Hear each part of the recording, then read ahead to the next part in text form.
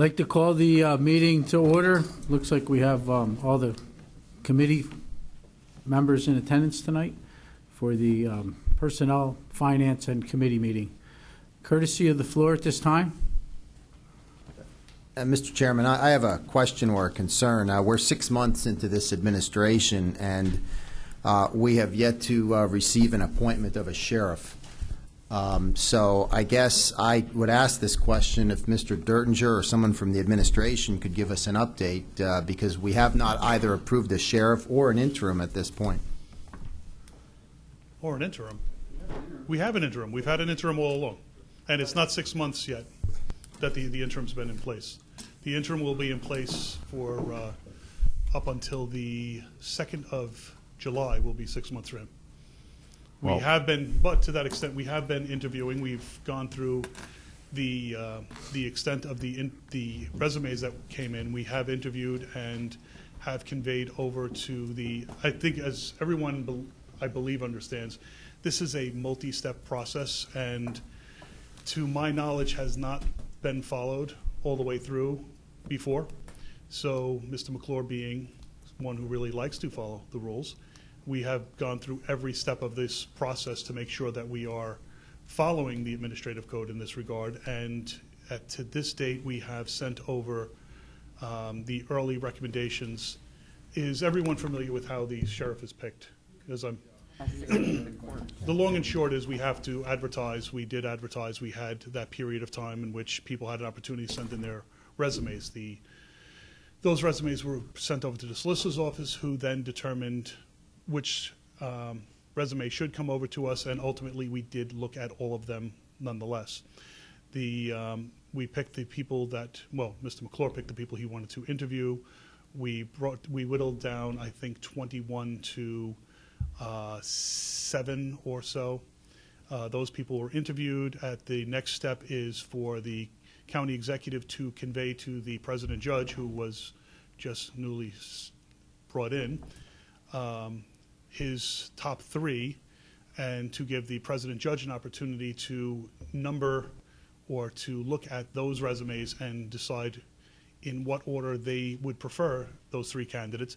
And at that time, the president judge also has the opportunity to add anyone that he feels that we may have missed, at which point it will come back to the county executive to take the advice of the president judge into consideration and make a determination as to who he's going to send over here for the council's confirmation. So just by its nature, there is no way that this process can take less than 2 months to get done. And the fact that we're following the rules makes it necessary that we do everything in its due time. We are fine with the timing of the, we expect to be fine with the timing of the acting sheriff at this time. So all is moving along expectedly. So just to follow up then, do we anticipate having a recommendation to council by next month's personnel committee? It is now sitting with the president judge, so I cannot answer for him. When he gets back to us, I believe it will be, once Mr. McClure has his letters of recommendation or ranking, I suspect that it will be coming to council right after that. Okay. There'll be no reason for it not to. Thank you. Okay. Anyone else courtesy of the floor? All right. Seeing nobody else, we're going to move on to some appointments here. We start with Area Agency on Aging Board. The first appointment is to appoint Francis Green to the Area Agency on Aging Board, and Mr. Green is considered for a 2-year term, which will begin on June 30th, 2018 and end July 1st, 2020. And her information is behind the first page here with her personal history and resume. Okay. All right. The second one is Joanne Hoodmaker, and her term for the reappointment for Area Agency on Aging Board is July 1st. and ends July of 2018, and ends July 2nd of 2020. And the third one is reappointment. Lachlan Peakey. Mr. Peakey's term begins July 1st and ends on 2018 and ends July 2nd, 2020. And his information is also behind. I'd like to make a recommendation. We put these through tomorrow night. They're all reappointments for full council. Okay, Second. all right. All in favor? So moved. All right. The second one is the Children, Youth, and Family Advisory Board. We have one. Only one. Two? One. Okay. Okay, one. Mary Jo Moff, and the term, 2-year term for an appointment beginning June 18th, 2018 to end June 18th, 2020. And her information is behind, her resume is included in the packet. Looking forward to move it to council for tomorrow. Second. Mr. Heckman, Ms. Fargo Hefner, all in favor? Aye. All right, so moved for tomorrow night. We have Drug and Alcohol Advisory Board. We have a few of them. We're looking for an appointment to the Drug and Alcohol Advisory Board for Brooke Tesh, June 30th, 2018, and to end June 30th, 2020. And her information is below. Okay, and the rest of these are, I believe, reappointments. Can we get a motion? I had questions. Yes. For Dr. Tesh. Yes. Is she here? He's here. Please come up and address council.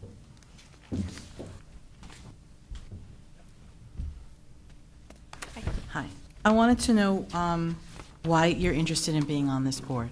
Sure. So as a taxpayer and a resident here in Northampton County, and my experience as an educator in both public and private, very interested in being a part of the solution. Really believe our youth are a high risk for drug and alcohol issues, and there are limited solutions that are reducing the rates of recidivism, yet we have a ton of supports. So I really would like to be a part of the advisory capacity to be able to make a difference. So how do you propose to do that with your presence on the board? I would like to be a part of that conversation and seek some of those solutions. So becoming more familiar with what your vision is and how I can support that with my expertise.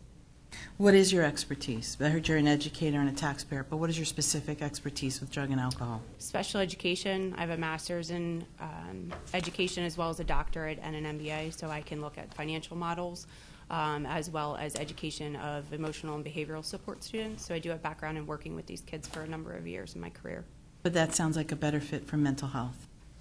Well, these students are drug and alcohol, and sometimes there's co-occurring issues. So I think that when we look at the drug and alcohol issues and mental health, the drug and alcohol sometimes gets skimmed over and it becomes a mental health issue, when I think when we can really dig into the addiction and the behaviors that go around the addiction and we can find solutions there first, that we have a better opportunity to have success rates in mental health. But I do believe they go hand in hand, so I don't know that you can talk about one without the other, but I'm very interested in the drug and alcohol area. But you don't have any direct personal... My husband's in recovery for 26 years. And how do you have any fiduciary interest that will affect your presence on the board? Are you involved with anything that would possibly get money from the county? I don't believe so. Are you not developing a recovery school? Correct, but we're not going to be taking county funds. It's going to be a private pay. And how School. are you going to keep that separate from the board? I believe they are separate because it's a private school model that will be implemented, and those funds will be private pay through grant opportunities outside of the county and through some of the foundations, like Lehigh Valley Community Foundation or the Ryder Pool Foundation, not necessarily county funds. So you're only taking paid or grant-funded clients to that We will school? be having financial aid and scholarships available for students to make it accessible, but it won't be necessarily county funding. We do work and have relationships with some of your providers, like Valley Youth House and Center for Humanistic Change. So I do see benefits from some of the providers in the area, but not directly in any way funding. Because my concern when I saw your name here is that I saw your presentation to the board, and then I knew you were there to market your program when I first met you and talk about that. So your presence on the board can't conflict in any way with what you're doing privately. Because mine can't, so neither can anybody who serves on those boards. Absolutely, and I would understand that, and I would rescind myself from any voting or participation that may present itself a conflict. Okay. Okay, thank you. Anybody else have any questions? Oh, one more question. Just from a Mr. quick Kuzic. comment. I just want to apply. I'm looking at your resume, and I've spent over 20 years with regular ed students, and to see the length of time you spent in the special education field is admirable. So my hat's off to you for that, and I'll be supporting you. Thank you. I appreciate that. Thank you. And thank you for wanting to serve. Okay, so does that take a motion then to move forward to, okay, Mr. Kraft? Oh, I'm sorry. We need a second. Mr. Heckman, and all in favor to move it forward? Aye. Okay, and opposed? Okay, all right. All right, so that will be moving forward to tomorrow night. Next, we have Drug and Alcohol Advisory Board. These are all reappointments. I'm going to read them all in one shot. All the resumes are attached. It's this next packet. The reappointments are all for the same terms, so I don't have to repeat that. And the term is from July 1st, 2018 to June 30th, 2020. And this is for reappointments to the Drug and Alcohol Advisory Board. The first one is John Judd. Second one, Patricia Ryle. Third one, Mary Terrell. Linda Johnson. Cynthia Hansel. Michael Fulman. Take some time and look through the resumes, please.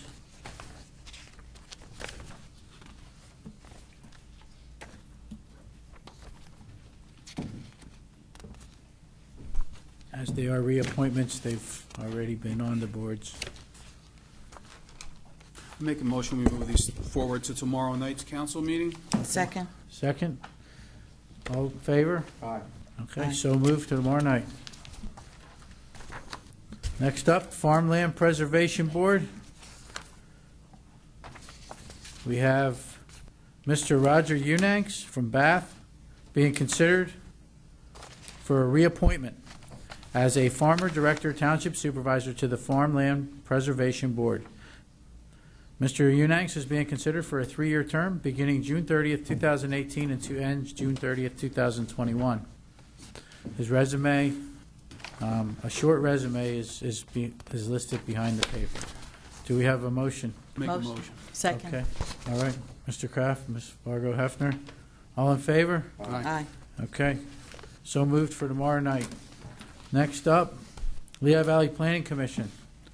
I have one here for a reappointment to the Lehigh Valley Planning Commission, Pamela Pearson from Easton, and it is a reappointment as an elected official to the Lehigh Valley Planning Commission. Ms. Pearson is being considered for a 1-year term to begin December 31st, 2017, and to end December 31st, 2018. Her resume is behind.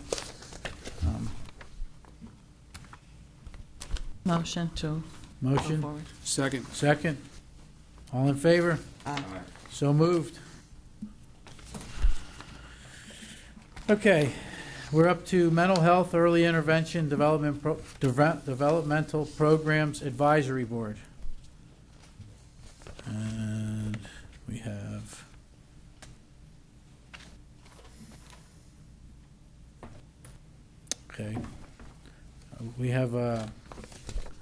okay. The first one is an appointment. Sonia Thorman from Easton, and this is an appointment for Ms. Thorman, is being considered for a 3-year term beginning June 21st, 2018 to end January 23rd, 2021. and her resume is attached. Looking for a motion. Motion. Motion, Ms. Hefner. Second? Second. Second, Mr. Kraft. All in favor? Aye. All right, so moved. Now we have reappointments for the Workforce Board Lehigh Valley. Apologize. Recommendations, letter and resume. I'm submitting the following individual for reappointment. It's a reappointment to the Workforce Board Lehigh Valley. Constance Hood from Nazareth. Again, a reappointment. The new term will begin July 1st, 2018, and end June 30th, 2021. Resumes behind. For a motion, for a reappointment. Okay. Thank you, Mr. Kraft. Second. Second. Ms. Fargo Hefner. All in favor? Aye. Okay, so moved for tomorrow night. We have another Workforce Board reappointment. Should have put those together. This is for Janice Commissar for appointment for a 3-year term to begin July 1st, 2018 and end June 30th, 2021. Again, resume follows. Reappointment. Looking for a motion and a Motion. second. Okay, all in favor? Aye. So moved for tomorrow night. Which brings us now to review of the personnel requests. We have received a personnel request at the request of Jerome Green, Court Administrator. Please consider the following requests for the elimination of 1 court processing operations officer full-time and the creation of 1 executive secretary full-time. Elimination of 1 court processing operations officer, court processing operations officer full-time, pay grade of CNGR 18-3C, and create 1 executive secretary full-time. Pay grade CS 19-2B. Attached, please find a calculation of the financial impact of each of the requests. There is 2 requests. We can do them one at a time. There's one request. Okay, 1 request. Okay. Did everyone get a copy of my Thank memo, Mr. McGee? Yes, Everyone got it? Okay. yes, yes. Please address council. Thank you for giving me the opportunity to present my proposal for my request, as Mr. McGee outlined. This is an existing employee. The employee's been 9 years with the courts. She started out at the Juvenile Detention Center as a secretary there under the directorship of my leadership at the Juvenile Center for 10 years. And then she came up to court administration when I was appointed as the associate court administrator. And from that time on, her duties have changed dramatically, as I outlined in my proposal. And then when I was appointed the district court administrator, her duties got even more elevated with dealing with my communications with the Superior Court, the Commonwealth Court, the Administrative Office of Pennsylvania Courts. Everything that I do that is protected and confidential, she is my go-to person. She has the knowledge, skills, and abilities to complete the task. That's why I'm asking for her position to be upgraded, because she deserves that, and this is what I'd like to do, because I believe we should take care of our employees who step up and have these requirements asked of them. I am going to work with Human Resources to update the job description to make sure that is reflected.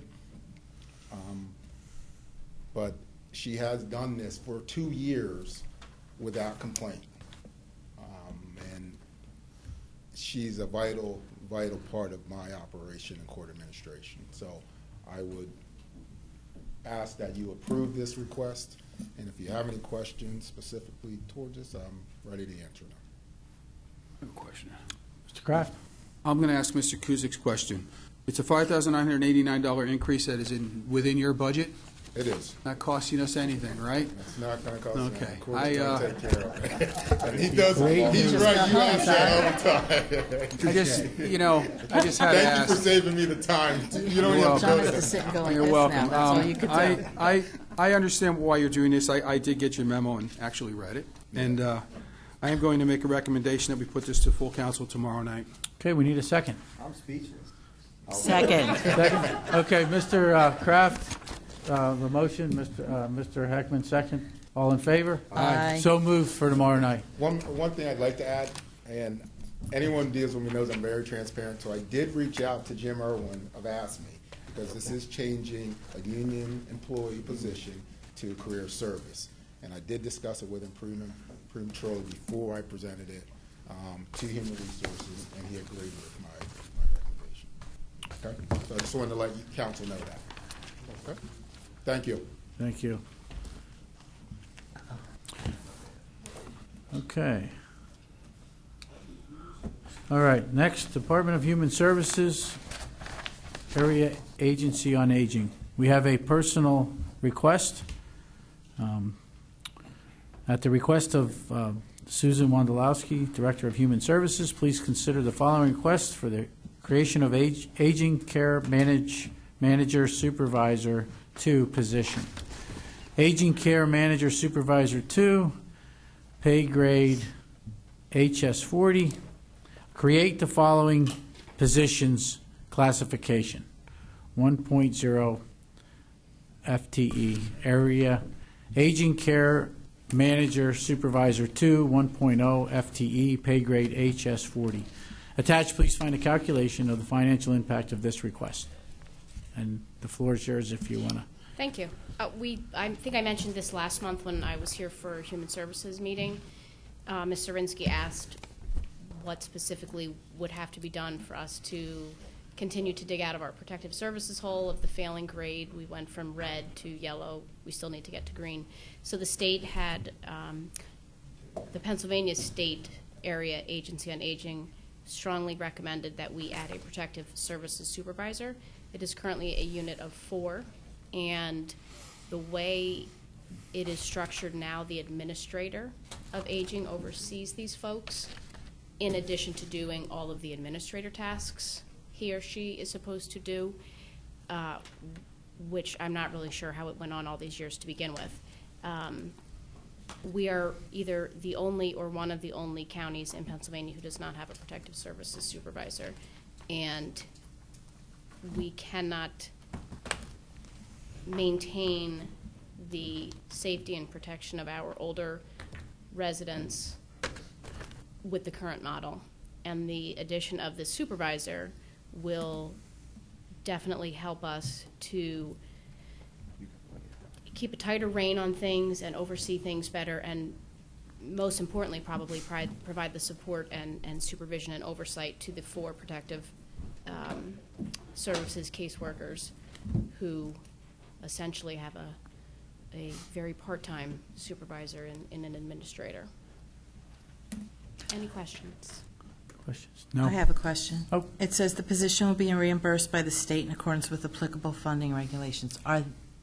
Is there any money allotted or pass-through money or anything? I'm still learning all of the funding sources, but I can answer that question. Aging, I am told, as opposed to, well, aging sort of has one pot of money. So this is what we get, whether it's from the feds or the state, whoever, and we do with it what we like. So this is a new position that we have to fund out of our existing pot of money. So I guess one of the most important things for council, of course, is how we fund this. And simply the retirement of Mr. Mailer alone, because he has been here so long, and the pay grade he was at, that alone will fund our new administrator and a protective services supervisor, just about, salary costs. In addition, there is another impending retirement of someone in that same unit who has a very high salary as well due to tenure and position, and when she retires in July, that position will not be replaced unless we do it with a per diem person at a much more cost-effective situation for the county. So that's how it will be funded, and frankly, we'll still have money left over. Thanks. Stealing your thunder, Mr. Kusick. Did I channel you? I'm so excited. Any other questions? I just want to commend what you're doing over there, and, this stuff, trying to stay ahead of the curve and identifying the problems, because I know you have your hands full over there, so. We do. Thank you. I appreciate Yes. that. It's a great group of folks over there, and I tell them as well, I couldn't do it without all of the amazing administrators and, of course, all the folks who do the work on a day-to-day basis. So, but thank you. I appreciate it. Yep. Looking for a motion? Motion? And a second? I'll second that. Okay. Mr. Kraft, Ms. Fargo Hefner, and all in favor? Aye. Okay, opposed? Moving forward, that will move to tomorrow night. So moved. That's so funny. Motion to adjourn the Personnel Committee. Okay, we're done. Before we bring the Finance Committee meeting to order, I've been asked if we would take a few minutes of a pause. And so in fairness to the person who asked, we're going to take a 5-minute pause. Okay. See you in 5. Set the time. Ken, I got the timer. Let the timer start. Just move your arm with it. I got the timer. I didn't mention any names. I said that. Yeah. With all due respect to everyone.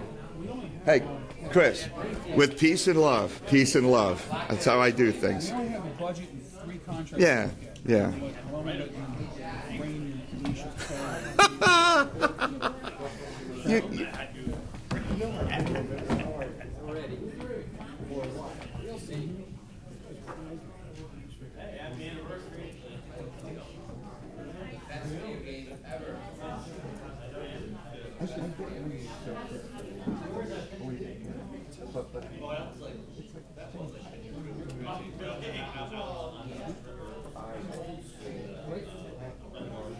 I'm allowed to put you in. You're very good. I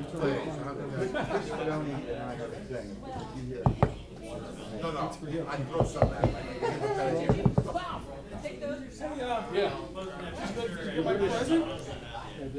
No, thank you.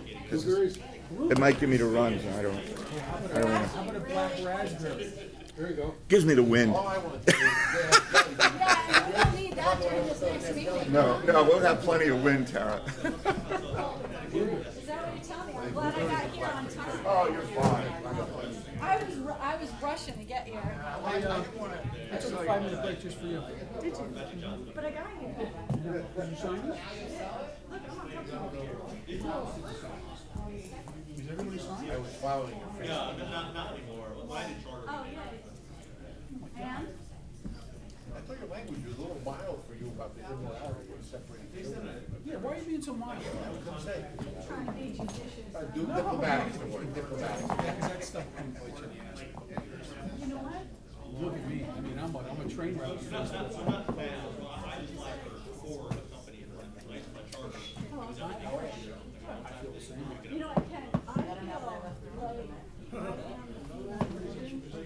Oh, no, poor thing. I would be one day be like, Now, the next question is, do you want to change this? Do you want to change to the better?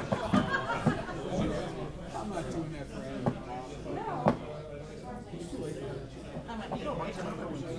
I honestly don't. We had Bernie's I've poison. been actually trying to return my Facebook so I'm not so inflammatory on people who just think that I are cookies right ones. You are. It's a tough one. My white privilege. And I post things about where I've been to all the USA. Soccer's taking crap. Soccer. I was pitching about eating on golf vacations there for 230 days since he's been in office. Soccer's good. And you've been not confidence. You used to what we counsel. Like I can pay you.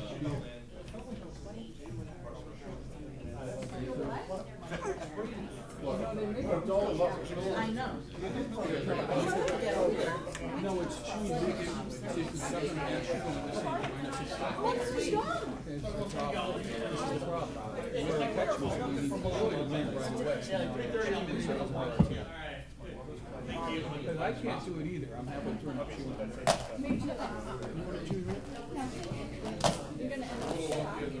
What I really want What's my timer at? They are all signed. 3 minutes, 33 seconds. where's the I'm timing this one, Matt. like stuff? 5 minutes, and that's what we got. Yeah, let's go. Just start it. No. 5 minutes. I got my timer How going. much time you got? We have 1 minute left. Relax. When the dong goes off. The plane has to leave on time. There's a certain vector you have to hit. Oh, yeah, okay. Yeah, all right. Yeah, fine. Time is important. That's why they all have brightness. Can I examine your air tanks? Our passenger yesterday was happening because it was clear skies from Connecticut to here. So when we took off, and usually they have to come back from Connecticut, they had to go all the way around. Big arch. So I canceled one VFR right over top of New York City, went straight. He was glued out the window, looking at the city right out the window. He was loving it. Oh, I can We imagine. got here in like 20 minutes. 20 minutes, yeah. Instead of 40, it was 20. Yeah, that's fast. Okay, I'll be yes. Okay. Time's up. Hit the gavel. Come on, let's go. Hit every gavel right there. From where you live into the Porosa Come on. I said I'd give 5 minutes, and that's what I gave. You'll be back. 5 minutes are up. You like that, Peg? You like that efficiency? Well, sometimes that's what you got to do. All right, let's call the Finance Committee meeting to order. Okay, we're in the meeting now, okay? Well, we're not getting to them for a while. The two binders. All right. There's two of them? Yeah, Two of two. I know. We're not going to be able to get into this tonight. We're at courtesy of the floor. Okay. Yeah, we're in the, I just called the meeting to order.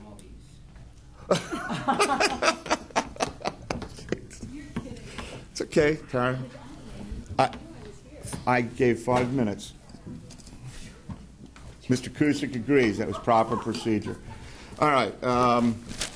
So, Finance Committee is called to order. In attendance, we have myself, we have Ms. Zirinsky, members, we have Mr. Kusick, and we have Mr. Werner, as well as other council members who are attending. We pretty much have a full house. So, the first thing we have is courtesy of the floor. Does anyone want to speak under courtesy of the floor? Yeah, You wanna speak under again, I have courtesy of the another floor? question, and this relates to the end-of-year report. We've received an email that we may or may not get those by the end of the month. Is there any reason why that happened, and is there any chance we might get it on a timely basis? We're really, really close. Everything was finished up. Mr. Weiss bailed out the GPA with the work he did with Riley and Company, their external auditors. So we are moving right along with that. The opinions were released on the 15th. We finished everything up. It's going to go to RKL. RKL is going to put it through their review process. So we're right on the cusp of getting it out for the 30th. We did get a 30-day extension. So for the excellence in reporting, so we're good there. I didn't report that until now for specific reasons that I won't get into here, but we have a 30-day extension for that, so we will be good to go at that point. And then RKL would probably be able to present during the July or August Finance Committee meeting, depending on their schedule. So So the only reason for the holdup was just the issue with the GPA? That Correct. set us back that far? Just simply now because they are the blended component unit, and so there was a lot of additional work that needed to go into it, specifically since the first milestone payments were paid out in 2017, and this is the audit for the 2017 calendar year for the county. Okay. I have confidence it'll be done by the end of the month. I wish it was already done, believe me. And I think Mary Alice is in the back of the room. She has that same wish. Oh. Thank you. Okay. Any other courtesy of the floor? Thank you, Mr. Barron. Seeing none, we'll move on to the review of the 2018 budget amendment. And this was introduced by myself and Mr. Cusick. And this was an ordinance amending the 2018 Northampton County budget, the Office of Solicitor, Department of Human Services, Department of Administration, Conservation District and Emergency Management Task Force equipment, Department of the Public Defender, Department of Fiscal Affairs, balancing of budget, courts, court administration and problem-solving courts, Department of Public Works, Department of Human Services, Homeless Assistance Development Fund, block grants, children and youth, families, area agent on aging, health choices, mental health, developmental programs, and drug and alcohol. And it's sitting in front of you. Anyone have any questions, concerns? Budget amendment, $6,404,000. We anticipate to have two more. If there's no other questions. You anticipate? Yeah. We're required to have two via the Home Rule Charter. It's probably going to be prudent to do three. We've always, in years past, have done three, and it looks like it's panning out to be that way again this year. You're not talking about tomorrow night. This is the No. only thing So night. this is one of three. All right. Questions? Any other questions? Yeah. So then we'll see it tomorrow night on our agenda. All agreed on that? I'll make a motion to recommend approval to full council. Sounds good. We have a second? I'll second it. All in favor? Aye. Okay. Aye. Review of Article 13 contracts. All right. What do we have? We have a contract for the Wood Company, and that is, let's see, that is for, what's that? Yeah, dietary, the Wood Company, dietary services. Whenever I see these, I have to pick out what I want to read so Mr. Kraft doesn't yell at me. The Wood Company for dietary services for 5 years in the amount of $5,947,109. Are there any questions, discussion, anything on this? You can see what's there. Seeing none, do we have a motion to move this on? I'll make a motion to recommend to full council tomorrow. Second. Second, all right. All in favor? Aye. Okay, it's moved on to tomorrow night. The next is Telesoft, and that is the Telesoft Incorporated. That's a request for an additional expenditure of $65,130. And that was council required to increase contract total to add scheduling enhancements for court administration and for a portion of the United Records Management System. Are there any questions? It's in front of you. Ms. Cusick? We did adopt this system, I think it was, 2 years ago? Thank you. And I think at that time there were some questions or issues that we had with the courts. And I guess since Mr. Green is here, I could ask him, have those been resolved, and what does this do to, help your situation out over there? Well, I think we're here because, like you said, this system was adopted about 2 years ago under a previous administration. Unfortunately, the courts were not at the table for our needs during those discussions. And we got at the table probably 9 to 10 months after this was commenced. Once we got to the table, I started giving Teleosoft our needs and what we needed for our court administration piece specifically, because what they did, Teleosoft took the program from Lancaster County that they had, they just brought it to Northampton County and thought that it would fit our jurisdiction. I said, absolutely not. What they do in Lancaster County, we do totally different here in Northampton County and vice versa. So once we started discussing our needs with Teleosoft, and we finally, myself, Judge Barada, my team in court administration, this is what we came up with because we weren't at the table.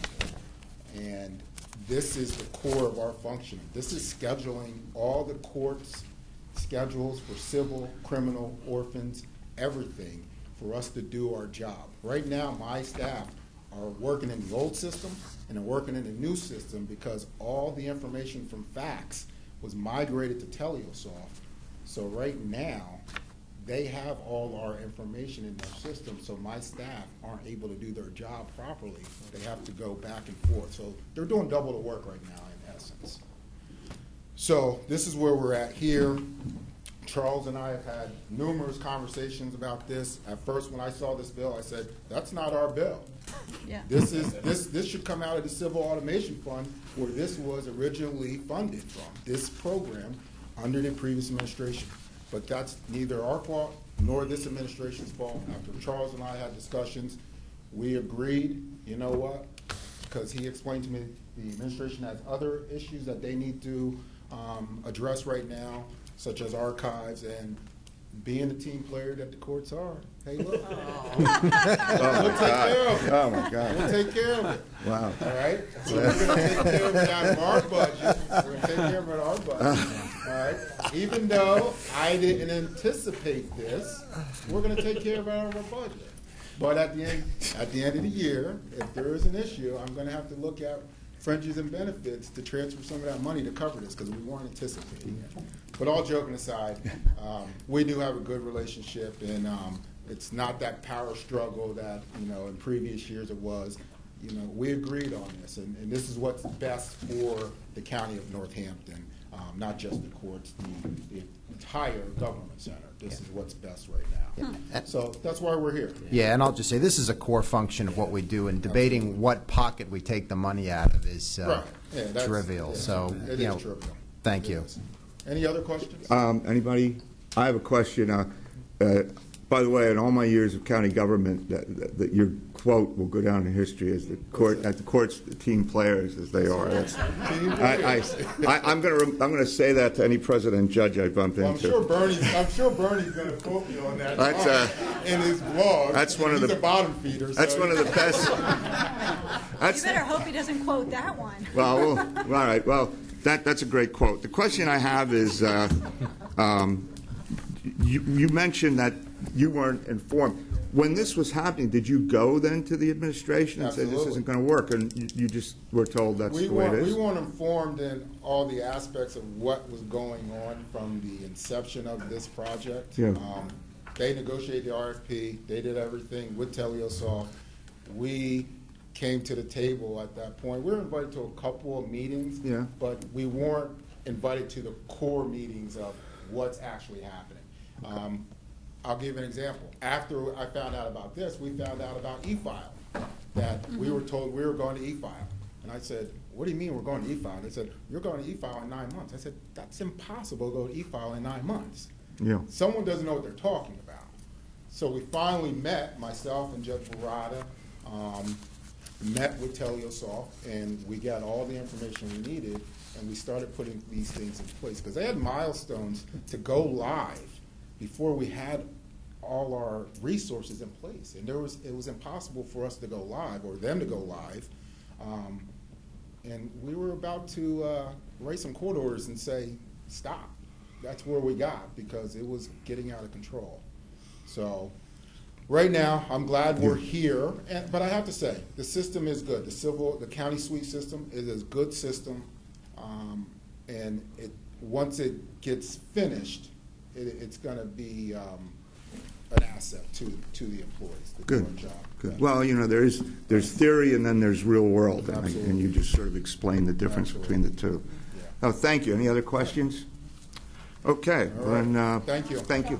I'm sorry, John. Well, while we're in this state of mind, I'd like to make a State of motion to mind. recommend to full council the approval of this tomorrow night. Thank you. Second, sure. We have a motion to move in second. All in favor? Aye. Aye. All right, we're moving it on.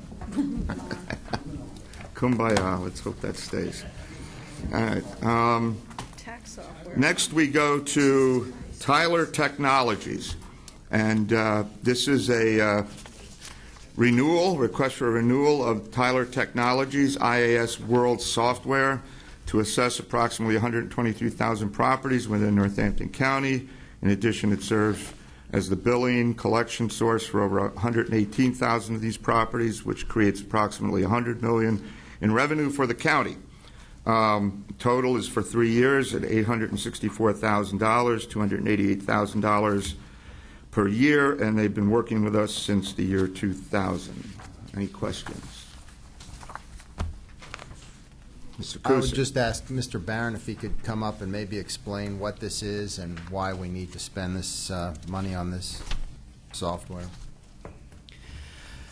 Tyler Technologies is our uniform system of assessing our properties. Any bit of information from a permit at a city that a city files for a change to a property, the maps, the parcel ID system that we use to identify our properties is all located in here. It communicates very, very well with the GIS system. And we utilize that hand in hand to go out to do reassessments of properties when things change on the properties. We recently instituted pictometry, which is what council paid for upgrades. And that pictometry basically takes a picture, compares it with the maps in the system to determine what parcels we need to go out and look at if a change has been made that didn't get picked up. We actually have done all the desk work. Where you look at a picture and say, oh, there's really not a structure there. There's the sun shining differently, so it's a shadow.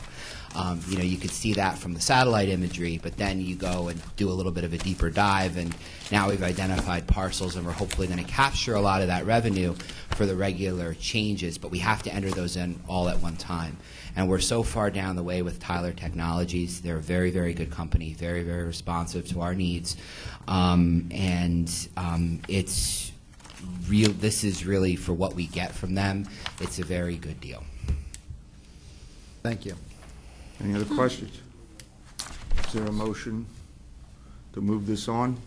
Move to recommend to full council. Motion made by Mr. Kusick, Second. second by Mr. Rinsky. All in favor? Aye. Aye. All right, it goes on tomorrow. And now we go to Hanover Engineering Associates. Here we are. This is for the Hanover Engineering Associates, excuse me, additional engineering required for design and construction documents for Two Rivers Trail Corridor, GAP 9A, an additional $46,500. The new contract total is $134,603.50. And at the bottom, you can read the comments. It's regarding right-of-way for the new PennDOT requirements and our right-of-way by 33 and surveying. And there's additional justification from Mr. Cope that's attached. So I want to look at that. If there's any questions. Mr. Kusick? Mr. Cope, is he here? He's not. I guess, will this be addressed in your committee meeting tomorrow? It should be. It should be. Why don't we set, my recommendation would be to set this aside Brian can and bring explain it a up little bit more. so that Mr. Cope can explain this to us at that time. Sure. I don't have a problem with that. Anybody on the committee have a problem with that?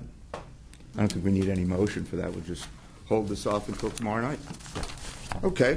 Let's, well, that's it for the review of the contracts. Now, what we're going to move on to is a discussion regarding the finances of the General Purpose Authority and the P3 Bridge Project.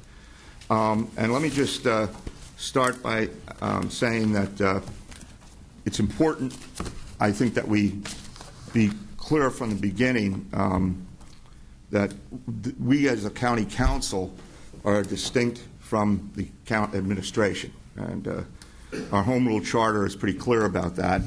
And that as this body, we are responsible primarily for budgets and the purse.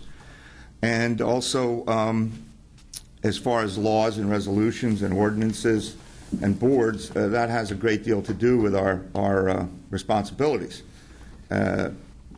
So, you know, it's important if anybody wants a copy of that from the Home Rule Charter, I will be happy to get that to you. But the reason we're doing this is we realize that this was a project that was put through by the previous administration and voted on by the previous council.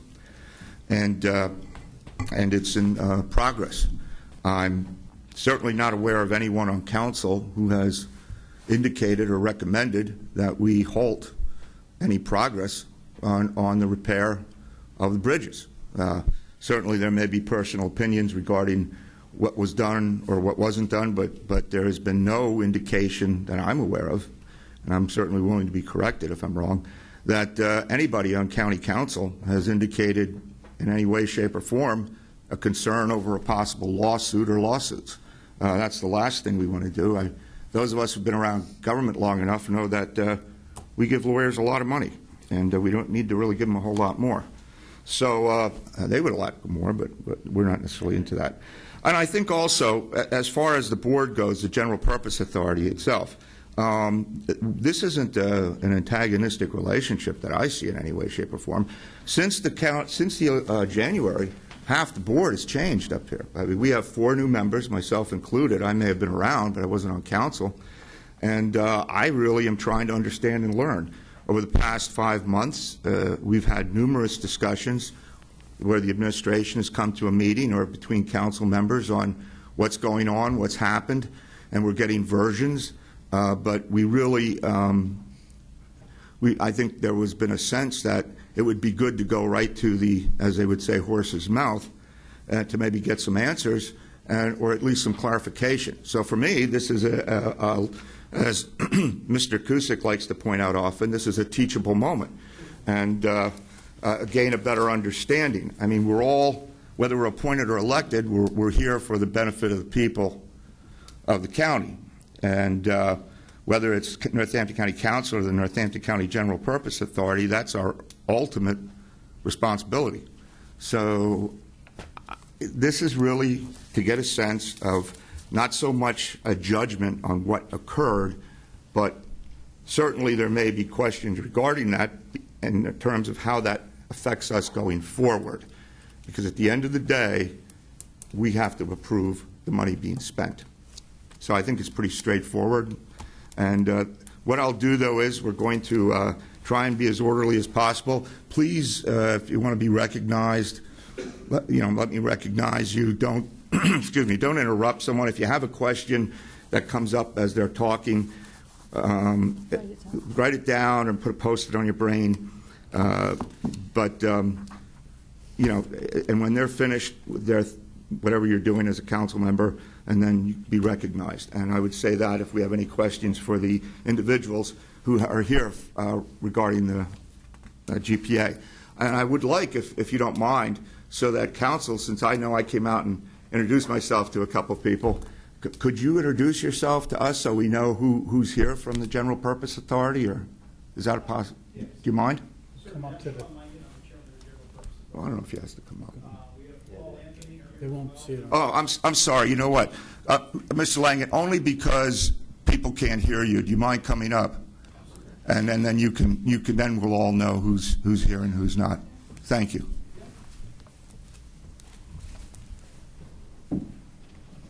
Good afternoon, ladies and gentlemen. I'm Sean Langen. I am the chairman of the General Purpose Authority. I've been on the authority for plus or minus 16 years. Members of our authority that are here: Peg Ferraro, Sean Donahue, Paul Anthony Jr., Frank Pittibone was planning to attend but is not able to, and Mike Dowd is away on business, so he could not be here. We do have our engineer here, who is the eyes and ears of the project on behalf of the GPA and works on the project on a daily basis with the developer's engineer, Greg Kolkinski from Benish. What I'd like to do, since, as Mr. Heckman pointed out, some of you don't know about the project or have questions about the project, I'd like Greg to give a couple-minute update just on where we're at right now, so you have a handle on what's going on, and then followed by, be happy to answer any Sure. finance questions you have relative to the project. Greg, is 5 minutes sufficient? All right. He does the Chris Berman 2-minute drill, so. Very good. Would you identify yourself, even though you were for our minutes? Sure. Greg Kuklinski from Alfred Benish and Company, the third-party engineer. And I have a summary for all of you as well.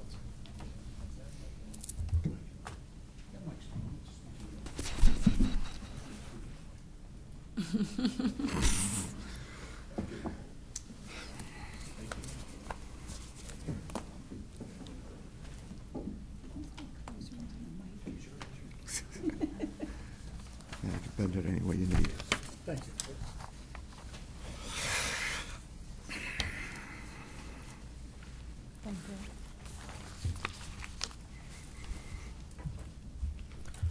So I'm Greg Kuklinski, as I said, from Alfred Benish and Company. We're the third-party engineer hired by the General Purpose Authority, and our role is to review designs that are done by the construction team. So Krieger Construction is the contractor on the project. It's a $38.5 million project with 32 bridges.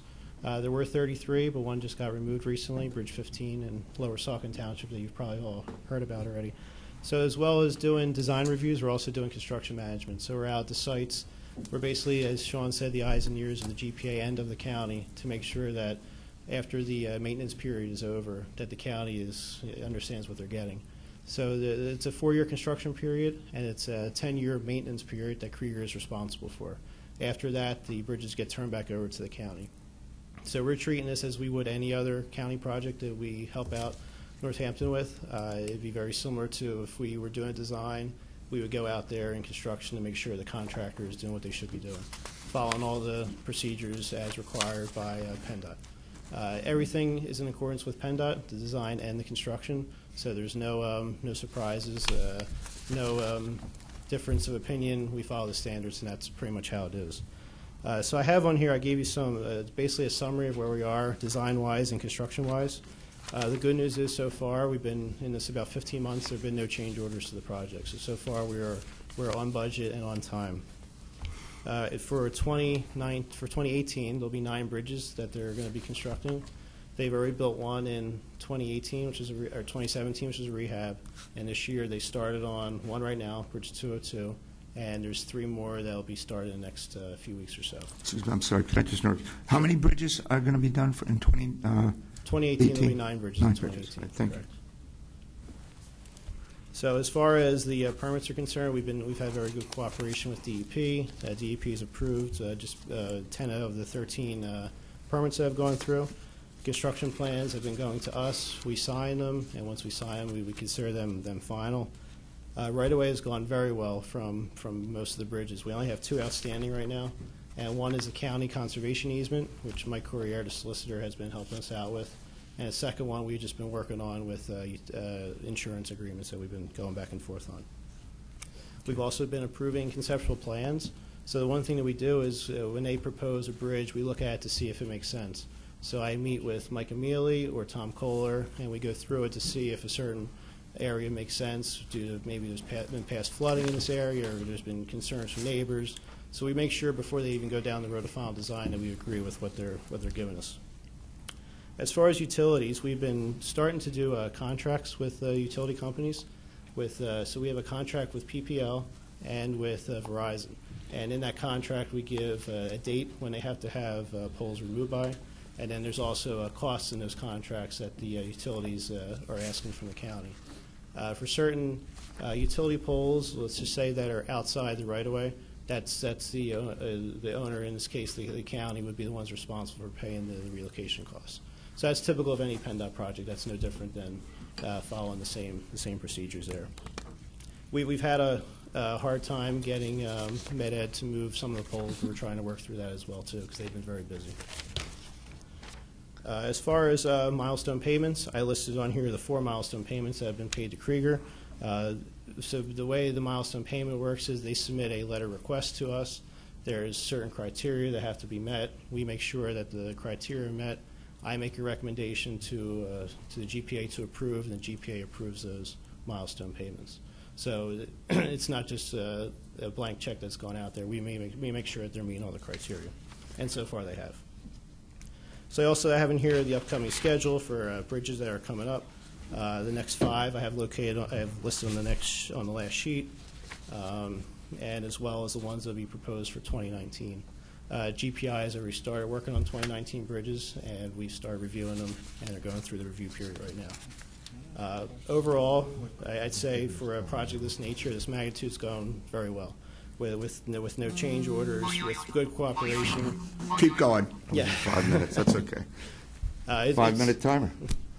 That's my Ken 5 minutes, Kraft you know. School of, I'm sorry, go ahead, I apologize. It's going very well. We have regular People know what to look meetings forward with GPI Yeah. and with Krieger, and everybody's on the same page. I talk to Mike Amelia on a daily basis, the Public Works Director, and we're all in very good communication. So I think that's been the key to this project, good communication, and there's been no surprises. All right, well, thank you now. I appreciate that, thank you, sir. Are there any questions?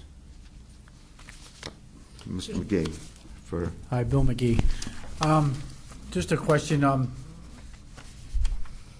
and don't take this the Right. wrong way. When you approve for the payment, right, is there a report that's drawn up? Or, like, for instance, a regular construction project, you know, the bank's going to send somebody over to say, hey, you know, is this ready to, you know, this passes the soil test, this passes the concrete, whatever. Can you just explain a little bit about that? And I'm sure you got a great process going on, but Yeah, so Krieger provides a letter to us or a package which shows what they've done in the past period. And there's criteria set forth in the contract that says how many bridges have to be done in a certain period. So, for instance, by the end of August, 5 bridges have to be complete. So it's a direct milestone that they're given. let me rephrase it. I guess what I'm saying is, so the payment is during the process of the construction? Are you That's looking at it, or is it, like, are you the one responsible to, like, if they do something, then somebody's got to inspect it? Is it PennDOT or you, or? We were out there, correct. We were out there. You guys are out there? That's correct. Okay, Yes. so you'll have a report, and then you'll send that to procurement and say, Correct. check, check, check, check, everything's good, make the payment. That's And then correct. you guys stand behind the work then? That's correct. Okay. There's a form that's in the contract that we sign, and that Sean Langen signs as well, too, before it goes to the county. So that's the procedure? That's procedure, correct. Okay. Correct. Okay, thank you.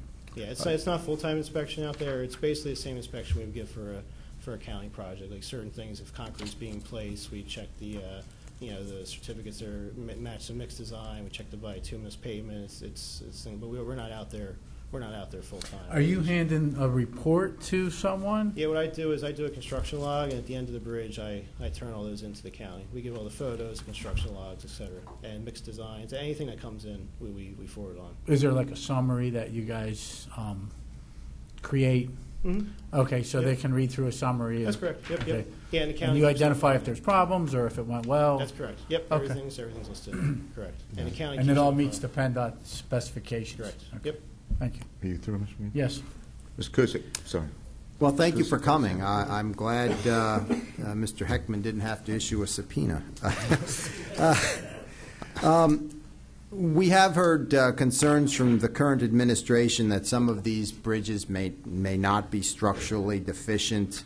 I guess my question is, based on the work you've done so far, are there any bridges that you've seen that would meet the current standards for what we would install today if we were to put a new bridge in? And are any of these repairs unnecessary in your professional opinion? Yeah, as far as we're concerned, we were given the list of the 32 bridges, and our role was just to make sure that they get either rehabbed or replaced. I did not look into each one to see what my opinion was on those. That was just a list that was given to us, and that's what we've been. But you've been an engineer for a long time, and certainly you've looked at these. So you can't make a judgment as to whether or not the bridges that the previous administration chose would meet modern standards for a bridge at this time? I mean, the one thing I'll say is majority of these bridges are over 60 years old, as well as many of them are single-lane bridges. I mean, that's facts on both of them. As far as the safety concern, with single-lane bridges, with school buses passing, with emergency vehicles passing, that's usually a major concern. So those two things, I mean, with the average age of the bridges being that old, typically 50 years or so is the average age of a bridge span. So anything, lifespans, if it goes longer than that, typically it's in for replacement.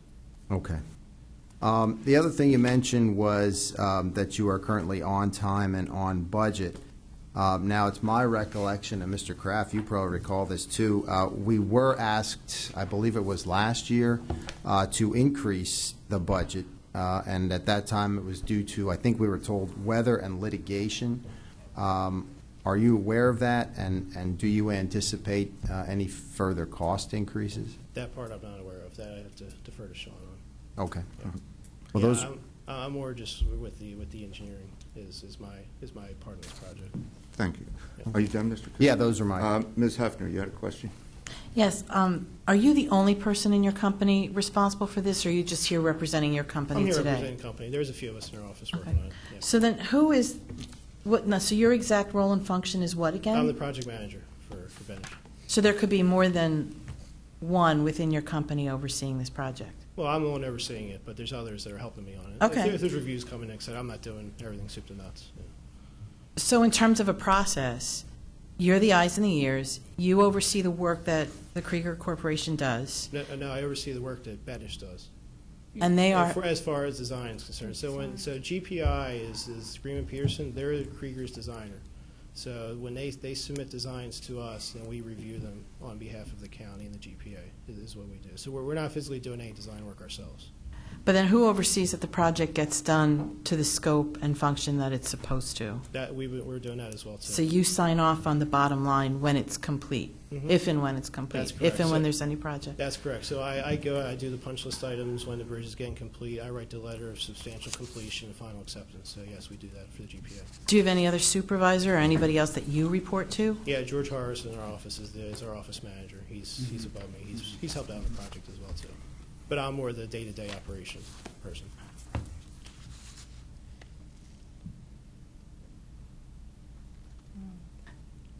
I don't know how to ask this question. Do you feel you do a good job with your oversight?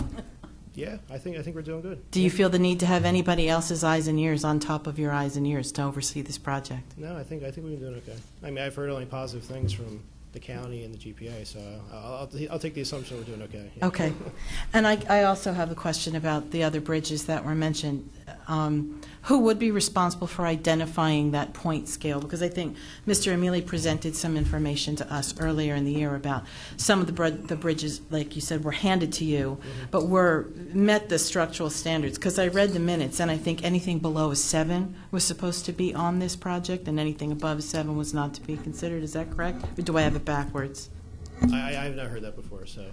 I'm just going to say, I think maybe Mr. Langen might be able to answer some of those when the time comes. thank you. We'll just let Mr. Okay, I was just asking guess. about the engineering stuff, because I'm not an engineer, Yeah. so. Is there anyone else on council who has any questions? I have one question. Go ahead, Mr. Kraft. I see we had 4 payments already. We're on the 4th payment, $5,625,000, and we have 1 bridge rehab done. Are we front-loading the payments? Are they charging us for materials for future bridges, or No, doesn't it's seem what- like they met any metrics to get $5 million? Yeah, there's been designs that have completed, quite substantial designs completed, as well as their financing was in there as well, too. So that was all lumped into. So a lot of that's design and everything. So Correct. they're going to have, you said, 8 more bridges done this year? 9 this year. They're working 9 on one more. right now, plus 8 more, correct.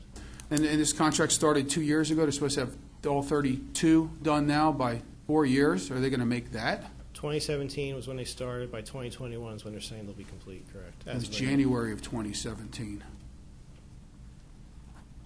Okay, so it'll be done by January of 2021. Okay. I'm just curious about the 4 milestone payments and what they were.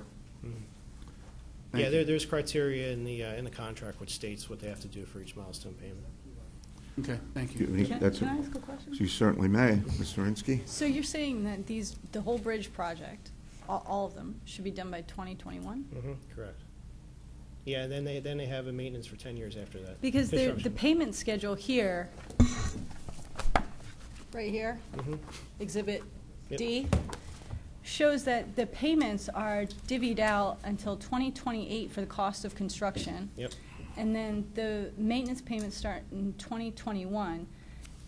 all this should add up to $38,476 million, or $38,476,403. But like you asked, you have 4 payments already totaling over $6 million. Does that represent the first 2 payments from 2017 and 2018? That's correct, 2017, 2018. And when are these payments, this payment for 5/31/18, that's already been dispersed? Yes, that's correct. They received it. And how many bridges do you perceive are going to be finished at the end of this year? 9 more, 9 this year. Just 9? Correct. 1 last year and 9 this year. 10 altogether. 10 altogether, correct. I believe you That said seems 5 aggressive. by August, correct? Correct. Yeah, that's what I thought you said. Okay. I'm just trying to figure out how was this determined, the cost of construction? Because it does look like it was front-loaded according to this, because in 2028, I mean, the payments go down to $2,500,000 some odd a year. So all this is just being spread out over time.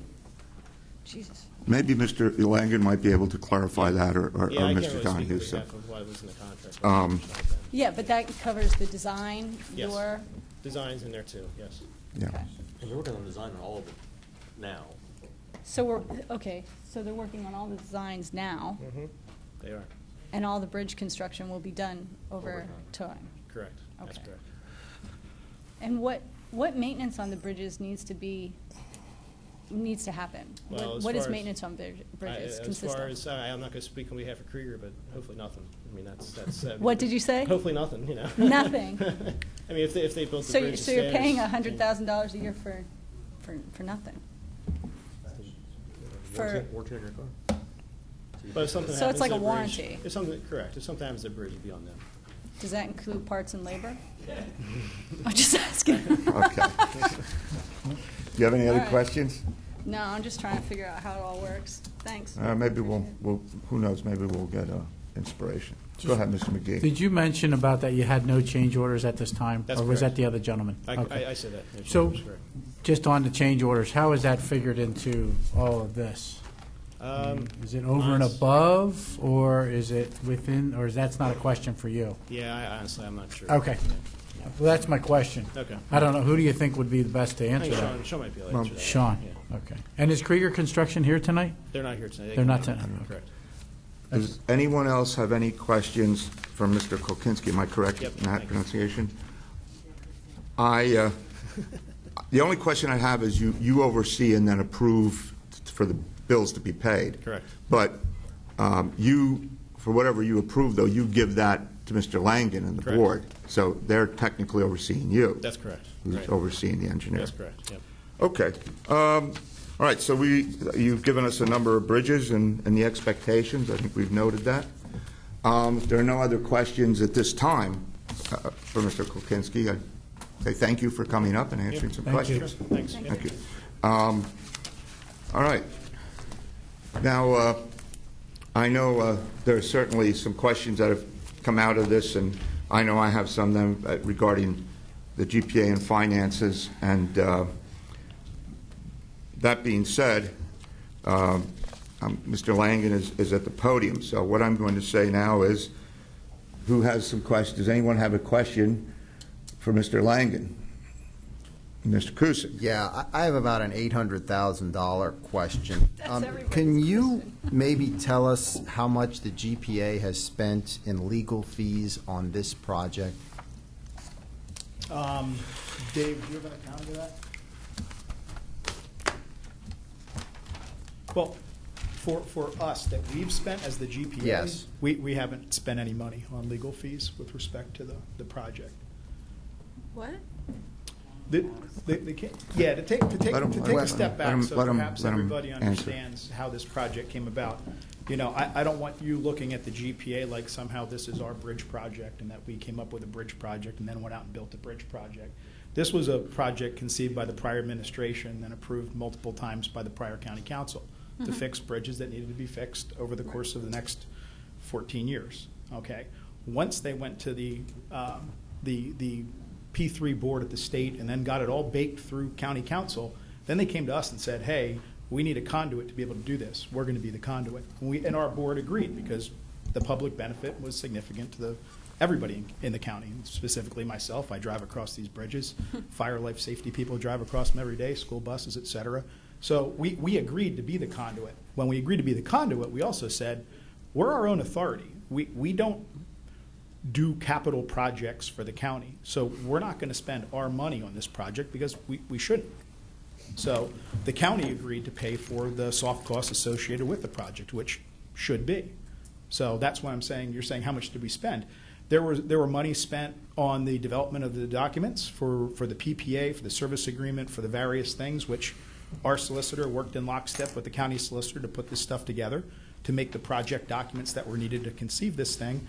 There were additionally, there was that lawsuit that was filed by a losing bidder who was $30 million plus or minus. I don't want to be specific about the number because I don't know.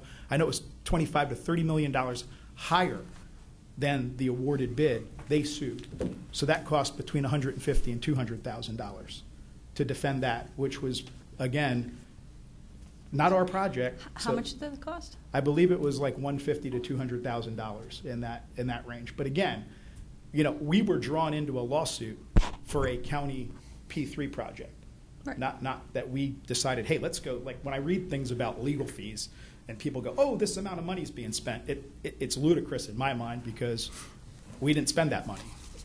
And two, it was the county spent it in defense of their own bridge project. So just so you're clear, and it was a good question,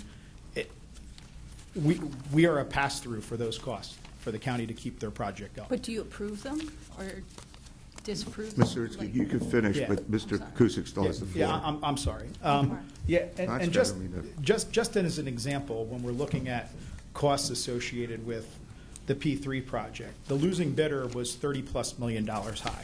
Okay, the winning bidder was at the $38,476,000. And just to answer your question, where did this come from? Mm-hmm. This was their proposal, the winning bidder's proposal. This wasn't something the GPA or the county said, okay, let's play with these numbers and move these numbers around. They basically came up with a more innovative way to finance this and came in $30 million cheaper than the second bidder. The typical way this would have been done, it would have been way more expensive. So they actually came to bear with a project that got the county a phenomenal, when I say phenomenal, an incredible amount of work done at a very reasonable cost. With respect to a conventional project, if this were done as a one-off and you just decided, hey, we're going to go out and do bridges, as an example, the other bidders, there were two other bidders, would have went to the capital markets and floated bonds and went through Wall Street, and all the Wall Street people would have made a lot of money.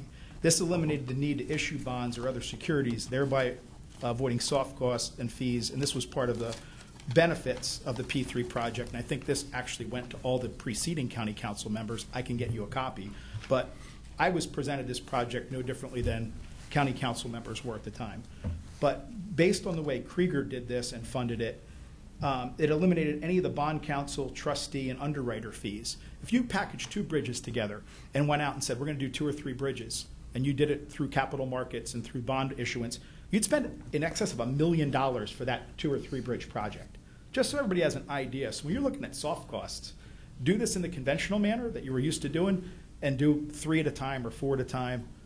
You'd spend a ridiculous amount of money, more money than what was spent for this for soft costs. So and some people aren't experienced with that level of finance and the way these projects work, but I look at it where when you're looking at the percentage of costs for soft costs versus a $38.5 million project, these are in line with projects of that magnitude. That's just my personal opinion as a developer who works on projects like this. So, Mr. Kusick, you have any follow-up or? Yeah, I guess still I want the think floor? what you're saying here is that it's pay as you go versus debt financing, and I understand that fully. And I did support this project, and that was one of the reasons why. And I think the engineer did somewhat address my previous concern. In fact, I wish he would have just come out and told us, had we built those bridges today, they would not meet the standards as they exist. I don't know why he couldn't say that. Well, and it's not his fault. He wasn't part of the process at the time when this was contemplated. There's so much stuff I've heard over the last 6 months, which just blows my mind. These bridges were not picked by the GPA. They weren't picked by Benish. These bridges were packaged by the former administration in some manner and said, these are the ones we're going to work on. Now, I don't know how they baked their cake and came up with what bridges, what the logic was behind. I can't answer that. I wasn't on county council then, and I wasn't part of the administration. So, you know, that's not for Benish to answer. They're managing a project, and they're doing a fantastic job from what I've seen so far. And with respect to Mr. McGee's questions, I don't sign off on anything, not one thing, until Greg Kulkinski gives me the absolute okay. Every I is dotted, every T is crossed. That's my responsibility to make sure he's doing his job. And these come from the previous Public Works Director with the input of the Bridge Division, typically. That's been my experience. I would believe that, but I can't answer to that question. I don't know who did what when, because it was before. That's how it should have worked, and that was how it was presented to me. And that's, but I think, you know, you've addressed part of the legal fees. I was aware of that litigation. I believe it was thrown out in court. It went through a couple of levels of. But you know, it did add to the cost. That was part of it. But I guess the question is, where is this $800,000 number that's been thrown around come from? Can you address that? I like the term "thrown around" because, again, if you want to look, we can have Dave. We can have Dave Hughes, who works on behalf of the GPA, but he actually works for the Department of Community Economic Development. Because some people don't know, we actually fund $51,000 of their budget a year to cover expenses. So we don't take county money. We actually give the county $51,000 a year. But I can get Dave. Excuse me, how much a year, sir? I'm sorry. Plus or minus $51,000 a year. Dave, what's the exact number? I'm sorry, I undershot that. 54.4. I think there was a price escalator. So yeah, we don't. We fund a portion of. Previously, we funded a portion of. Was it 4 salaries, Dave? 4, and now we're down to Dave and an admin. So we're actually paying extra money for people that we're not getting right now. But we're going to try to figure out a better way to do this in the future. Okay, so I got up to $200 for that lawsuit. I got $50,000, so that's $250,000. I'm still not anywhere near $800,000. But again, where are you coming up with $800,000? From my paper? No. January 1st. First meeting in January, you had put a paper out discussing what the expenses were to approve for the year, and on there was all the charges for the attorney for the past 2 years, and they came out to $813,000. Yeah. And they were put into P3 for the prison project and all kind of things. I yield to Mr. Kraft. Thank you. I'm sorry. No, Mr. Kraft, let's hear what Mr. Hughes has to These are all say. the legal bills for 16 and 17 relative to the P3. I have nothing for 18 because none have been paid. In addition to that, I also have for the jail project. For the P3, the total for 2016 is $426,790. For 2017, it's $179,237.21. Say that again, I'm sorry. Could you repeat that? $179,237.21. Can you repeat the first one as well? $426,790.12. For a total of $607,027.33. I have the invoices and the dates here and the amounts. You can make a copy. I will. Thank I'll you. give it to Linda. So- and you can send it out. Now, hold on one sec. You said for the P3 project. By the way, for the Mr. bridges. Kusick yielded the floor to Mr. Yes. Kraft. Okay, where's the other billing? Under duress. Where's the other $153,000 bill for jail. for the P3 jail thing that was never approved by this is county the jail council? right here. The So jail. add that up to this? $153,343. Yeah, $153,343. Then Mr. Kuzic will remember, we took a line item, we transferred in from gaming host table fees, $500,000 to do a study on where to put a prison, not a study on a P3 project for a Correct. prison. And out of that, $72,000 went to an engineer that John Brown gave us those pictures to show us how the jail was deficient, so we would be culpable for it in the long run. And the other money all went to your attorney, approved by you guys. And when I was at a meeting, you said that county council approved by resolution to do a study on a P3 project for a prison. We never did that. Your last meeting, you said that when we were all Two sitting in the meetings. back. Yeah. 2 meetings ago, not the Not the phone recent- meeting. No, that's not what I said. I've never said county council approved a resolution. Through resolution from county council. I was here. You were Wait, here. hold on, if I may. Mr. Kraft, Yeah, can I take a second, please? No, we're getting somewhere. I know, we are Yeah, getting ri- somewhere. ri- I think some of this is, and when you answer Yeah. Mr. Kraft, keep this in mind, please. Yep. I've been reading and studying. I'm going crazy. Here's the thing. You refer often to county. I've been reading your minutes, and things are said about the county. Yeah. Well, there's the county, Yeah. and there's the county. And I think sometimes that's the confusion. We are the county council, independent, as you say, we are independent as well. And they may say, hey, do whatever you want. We have to pay the bill. Yep. And so I'm going to go back to Mr. Kraft. That is why, maybe with that in mind, you can answer Mr. Kraft. Yeah. So I'm not saying that you have misinformation. I'm trying to figure out who told you and the GPA that we wanted to have Lucius, the attorney, investigate the possibility of building a new prison with a P3. And how, I know you approved the money. I understand you don't. Where'd you get that information from? We approved the money. We didn't approve the money. On the P3 bills, okay, back in, I want to say it's February or March of last year, John Brown came to a public meeting of the authority, right, and did a presentation saying, hey, the P3 for the bridges is going well.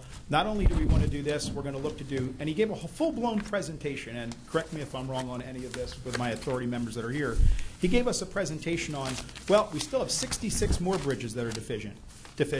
In addition to that, he cited, I know I found notes here somewhere. He cited, where's it at?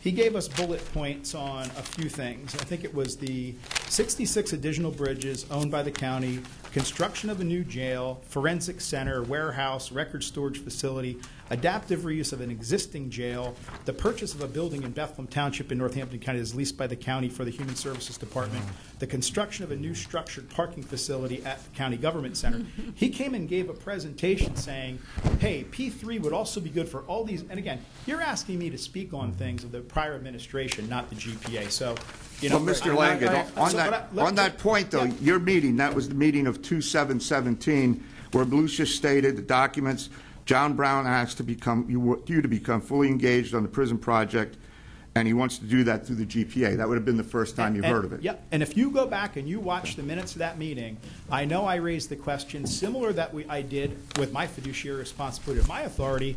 I said, you want to go and look at these things and pay the freight on soft costs? You can absolutely do that. If we're going to be your P3 conduit and you want to do more projects, and those projects are fully vetted and approved by county council, because that's the way the P3 project worked, then come back to us. And if he agreed and wanted to pay for the legal costs associated with his chasing that project, that's up to him, and he did. He went forward and did. I never sat in at a meeting on a prison. I never attended and I any understand meeting. that. I'm not saying you did I wanna that. be real I'm clear, just but- asking who but told said you. we approved these bills. No, I you didn't. were a conduit how they paid him through your authority. Lucius got paid through your authority for all $880-some thousand. Similar the way he did the Right. exact same way for But the P3 bridge. What I'm trying to get to, legal. and it's Exactly, regardless you're of the correct. bridges and everything, I mean, I'm the Yeah. no vote on those bridges, Yeah. because I thought it was a sham from the beginning, and that's just me. But who told you that we approved when he came to that, when John Brown, we'll just You're put the asking name me out there. John Brown questions, He which I came, think he should be came to directed you and said, Ken hey, we and got John Brown. this approved through the state. All of a sudden, Erie and Northampton County were the only counties that were the right size to get a free P3 project through the prison. Let's build a prison and all. Is that around when he came and said that county council approved it? Because, this is a misappropriation of funds. This is spending something that we never approved. All right? And all of a sudden, you said at the 2 meetings ago, you did say that you were told, I'm saying that Yeah, it was I approved don't by like council. people paraphrasing so, for me, but- Well, whatever the recording says. But Yeah, anyway, I'd go you with that. alluded that it was approved by our county to do this. So was that John Brown who Yes. said, hey, pay Lucius this money to do a The P3? administration wanted to utilize him to pursue other P3 initiatives similar to the P3 bridge project. And since Right. it wasn't costing us anything, you're coming Right, you're here, just a conduit, and I'm which I trying to get understand. at, like, when I say attack, I'm getting questioned here because you want to ask questions to somebody who's not in the room. I can only tell you this, Mr. No, I Kraft. want to know how you got to the point where you said, "Oh, okay, I'll approve the $153,000 through my conduit," because the authority has to approve the payments. You didn't approve these payments? Those when those Give 'em a bills would chance. come in, they would get separated. John Brown would approve his on an email. I would only approve the bills that I So John Brown approved the payments to the Lucius firm for the Correct. P3? So, Correct. I mean, although So if you were the go conduit, through- that's what I'm trying to ask. Well, let me real quick. Dave, That's what can I'm you- trying to ask. Dave handles all the financial paperwork and Mm-hmm. the processing of Yeah. bills. Dave, do you want to answer the process just so Yeah. we go to the horse's mouth so people can't? Yeah, see, I'm not accusing you of doing anything. I'm just trying to figure out how the money got paid out of our And Mr. paving Langen, fund. just so I can say as chairman of this, no way, shape, or form do I expect you to be telling us what was in the mind of Mr. Brown or any of the past county council members that aren't here anymore. But the only way we're going to understand a lot of this, and you're the folks who happen to be here, is to ask you these questions. Believe me, I don't believe even that Mr. Kraft talks to me that way. This isn't an attack. This is just trying to get to the facts. I just want an answer. I understand that, and that's where we're at. So my We just want question answers. is, to rephrase it, how were the bills paid? Who approved to pay the bills for the P3 prison initiative? Who signed off on it? As far That's as I my know, it was simple. John Brown. John Brown. Right. And the amount In was other how words- much? So he circumvented our authority and our $150,000. budget, and we paid for it, although we approved, John, and you know we approved for a study on land, not a P3 study. Well, So, I mean, that's not, I'm not, Just so you understand know, the process, it would go through, and obviously John Brown would sign off, and then it went through fiscal, get the check cut, it went down to Public Works, they called me, I picked up the check, I deposited the check into a Right. GPA account, and then I would pay And the then you would vendor. pay I would that, pay the which I vendor. understand, we understand how that Right. works.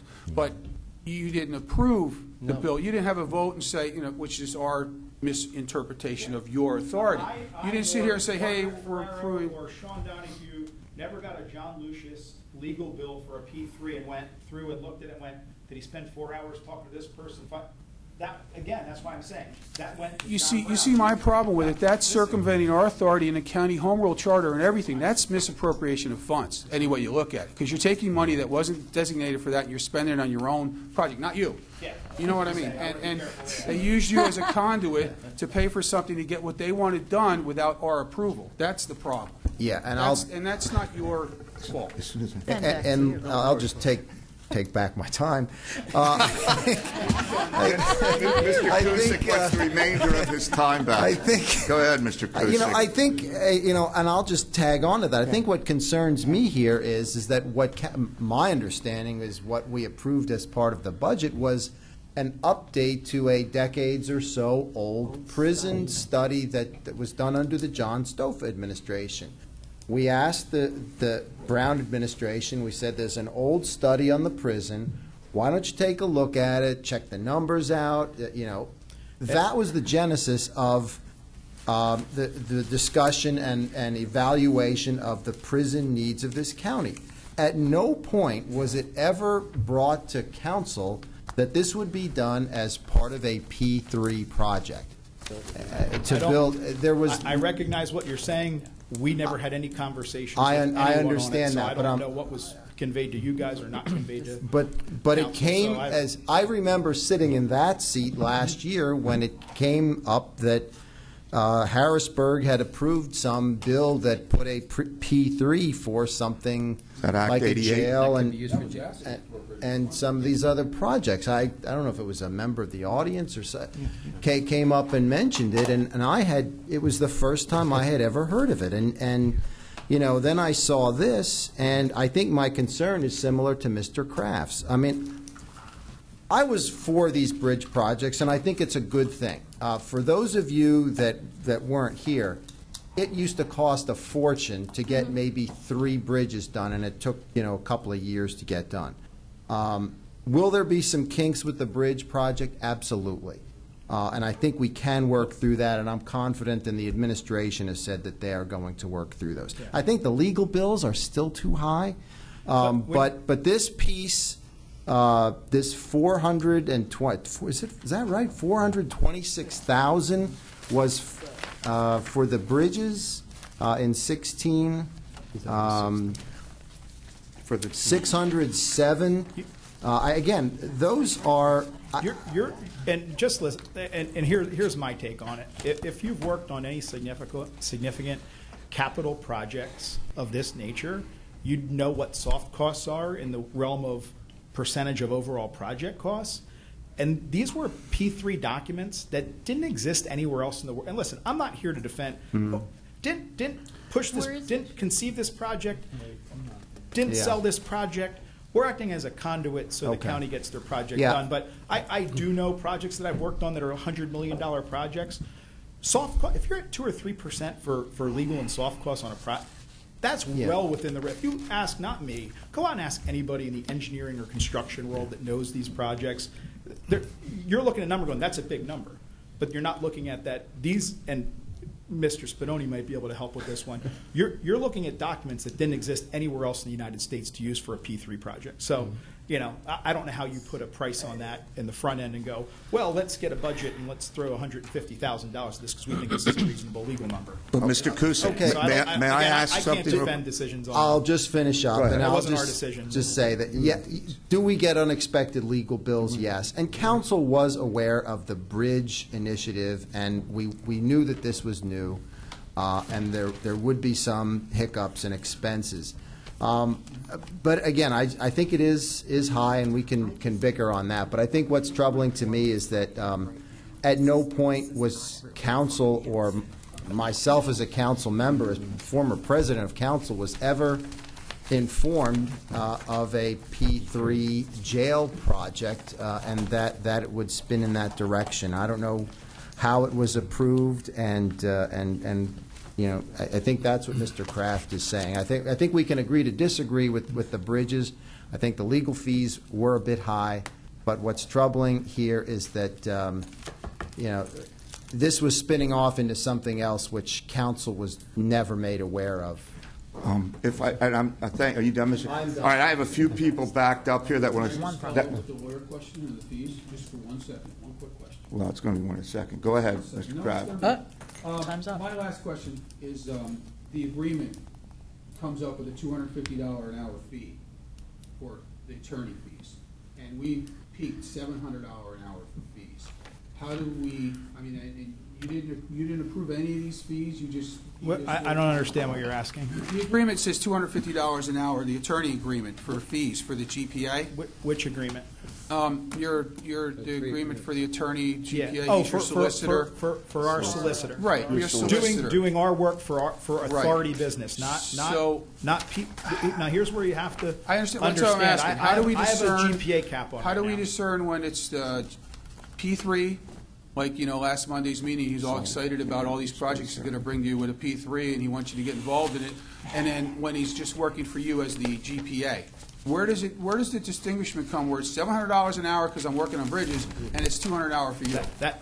That's real easy, and because the fact that typically, I believe solicitors that work for authorities, they know they're going to make their money on bond issuances, or not bond issuances. They're going to make their money when they're working on financing, say a St. Luke's project. They make their money based on a project basis. And a percentage of So John Lucius's normal walk-around daily fee is $250. So his GPA fee is smaller than his typical hourly fee working elsewhere.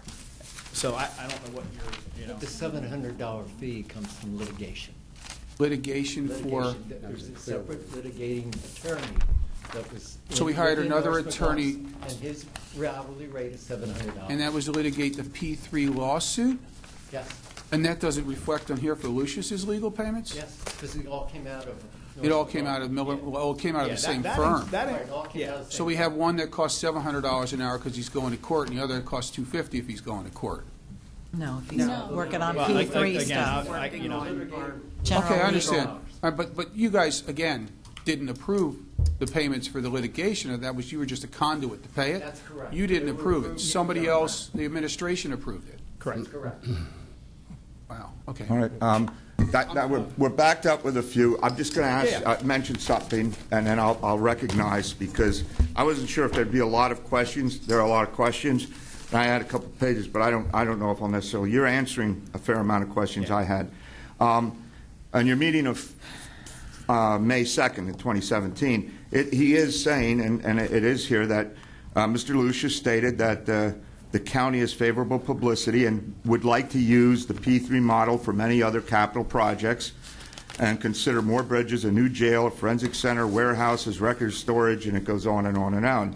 And you will need outside professionals to do this. So then you were asked for a resolution to authorize you and Mr. Lucius to work with the county on future projects and need for outside resolution input without need for an RFP, and the county would funnel the money through the GPA to pay for others, because Mr. Lucius said you should monetize your GPA going forward. And I guess some of what's happening here, it's just my perception, I could be wrong and council can jump in. There's bills, and we're talking about bills for lawyers and different things. There are what we pay or reimburse from county funds. There's what you pay from the fees you collect for the whole point of the GPA being created in the first place, and you making some money. Where that distinction is, and when it comes to the lawyers, I guess, when you approve it, looking at some of the bills, I mean, Mr. Lucius isn't your solicitor. Norris McLaughlin is the firm that's your solicitor, because you've paid out to over 19 attorneys or 19 individuals from that firm, according to your own records, including to Mr. Hutchin, who's charging $700 an hour. I think Mr. Lucius was actually made our solicitor. He is with a firm, but I think we actually denoted him specifically to not get other people showing up and representing us at our meeting. But did you approve? The 18 other attorneys? We were sued. The GPA was sued because the county was running their P3 project through us. Right. So we had to hire defense attorneys. I don't go, hey, I want this guy and that guy. They handle the defense. So no question ever came to Lucius as to why are all these attorneys involved? No. All right. And I just wanted to throw that out, because I think some of what we talk about here is what money goes through the bridges. I mean, those milestone payments are brick and mortar, my understanding is. But then there is the soft costs. And I've been on the Bethlehem Redevelopment Authority for, 15 years or more, and we did Mason and Hoover Trestle and all that. So I understand what you're saying about big projects. But at the end of the day, and Mr. Kraft and Mr. Coos have been alluding to this, whatever the past council did, it's incumbent on this council and our responsibility to understand what the money's spent on, no matter what the amount, because you heard earlier, all these positions that got approved, that's money. And whether it's $20,000 or $800,000, it's coming out of the taxpayer's pocket. So I don't think you're not doing your due diligence from your perspective. We're just trying to do our due diligence from our perspective. So I don't want you to feel you're under attack. No, I appreciate where you're coming from. All right. Who was next in the lineup? I had a bunch of hands. Mr. Dietz, and then I'm going to Ms. Hefner, and then I'm going to Mr. Warner. Did I get that right?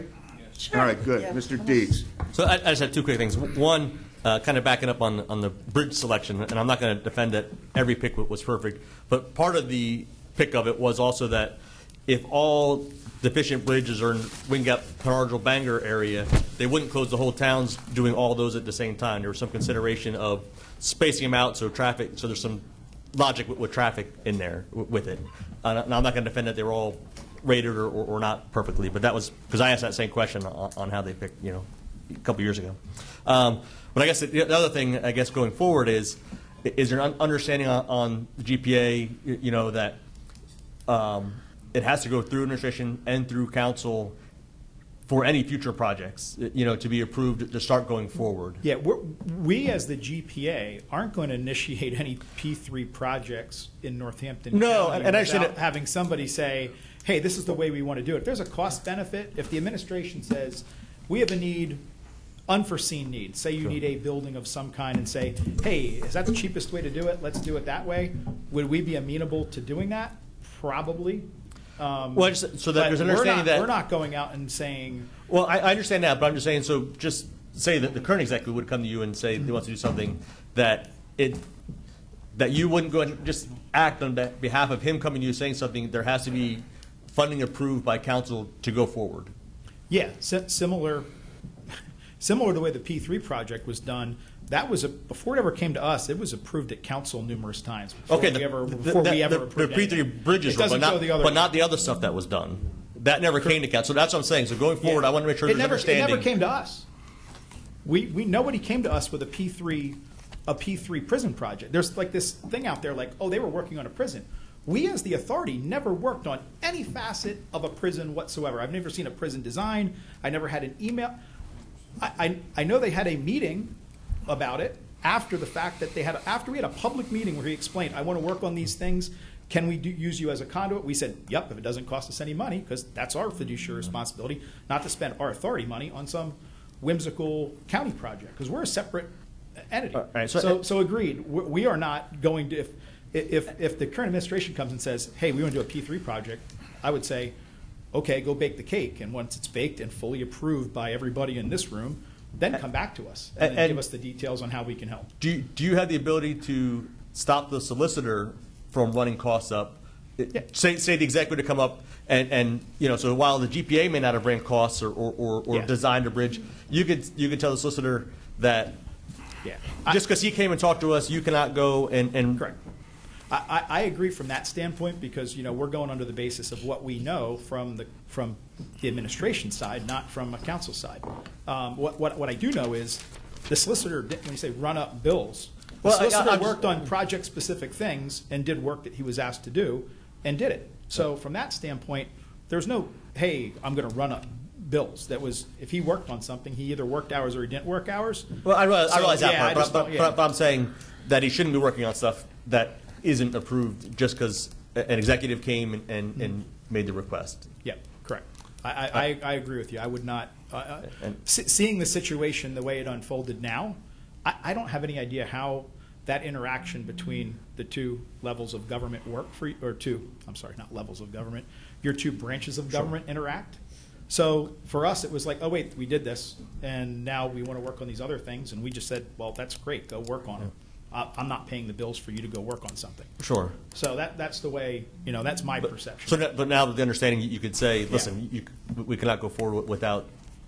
I would agree to that. Okay. That's all.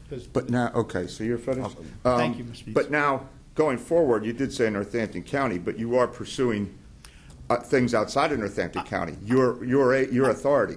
I specifically, in my authority right now, are not pursuing anything outside of Northampton County. You've been approached. We have not been approached. Oh. John Lucius made a comment the other day about somebody approaching him and saying, hey, we may want to do a P3. And just so everybody understands this, yes, there was lots of money spent on documents that don't exist anywhere else in the world. So those documents actually have a value. If we can all agree there would be a value to those. So by way of like a licensing agreement or a use agreement, say it is Monroe County and somebody or copyrighting. Exactly. But we paid for that. You paid for the legal, yes. Okay. You paid for the legal. All right. The project, though, is with us. But here's the way our authority kind of works too. We get bond money that comes in, our fees from bond money, then we put it back into the communities. Okay, we don't, we do economic development and community funding. So the way we administer the revolving loan fund. Exactly, but the way we looked at this was, okay, these agreements, say really the number is $450,000 or $400,000 to create those agreements. Okay, and say Monroe County comes and some entity in Monroe County wants to do a P3, and they come to us and we say, okay, say there's a one-time licensing, and again, it could be a percentage of their project cost, or it could be a licensing fee. We've never even discussed it at our meeting. We did know 2 years ago that there would be a value to this.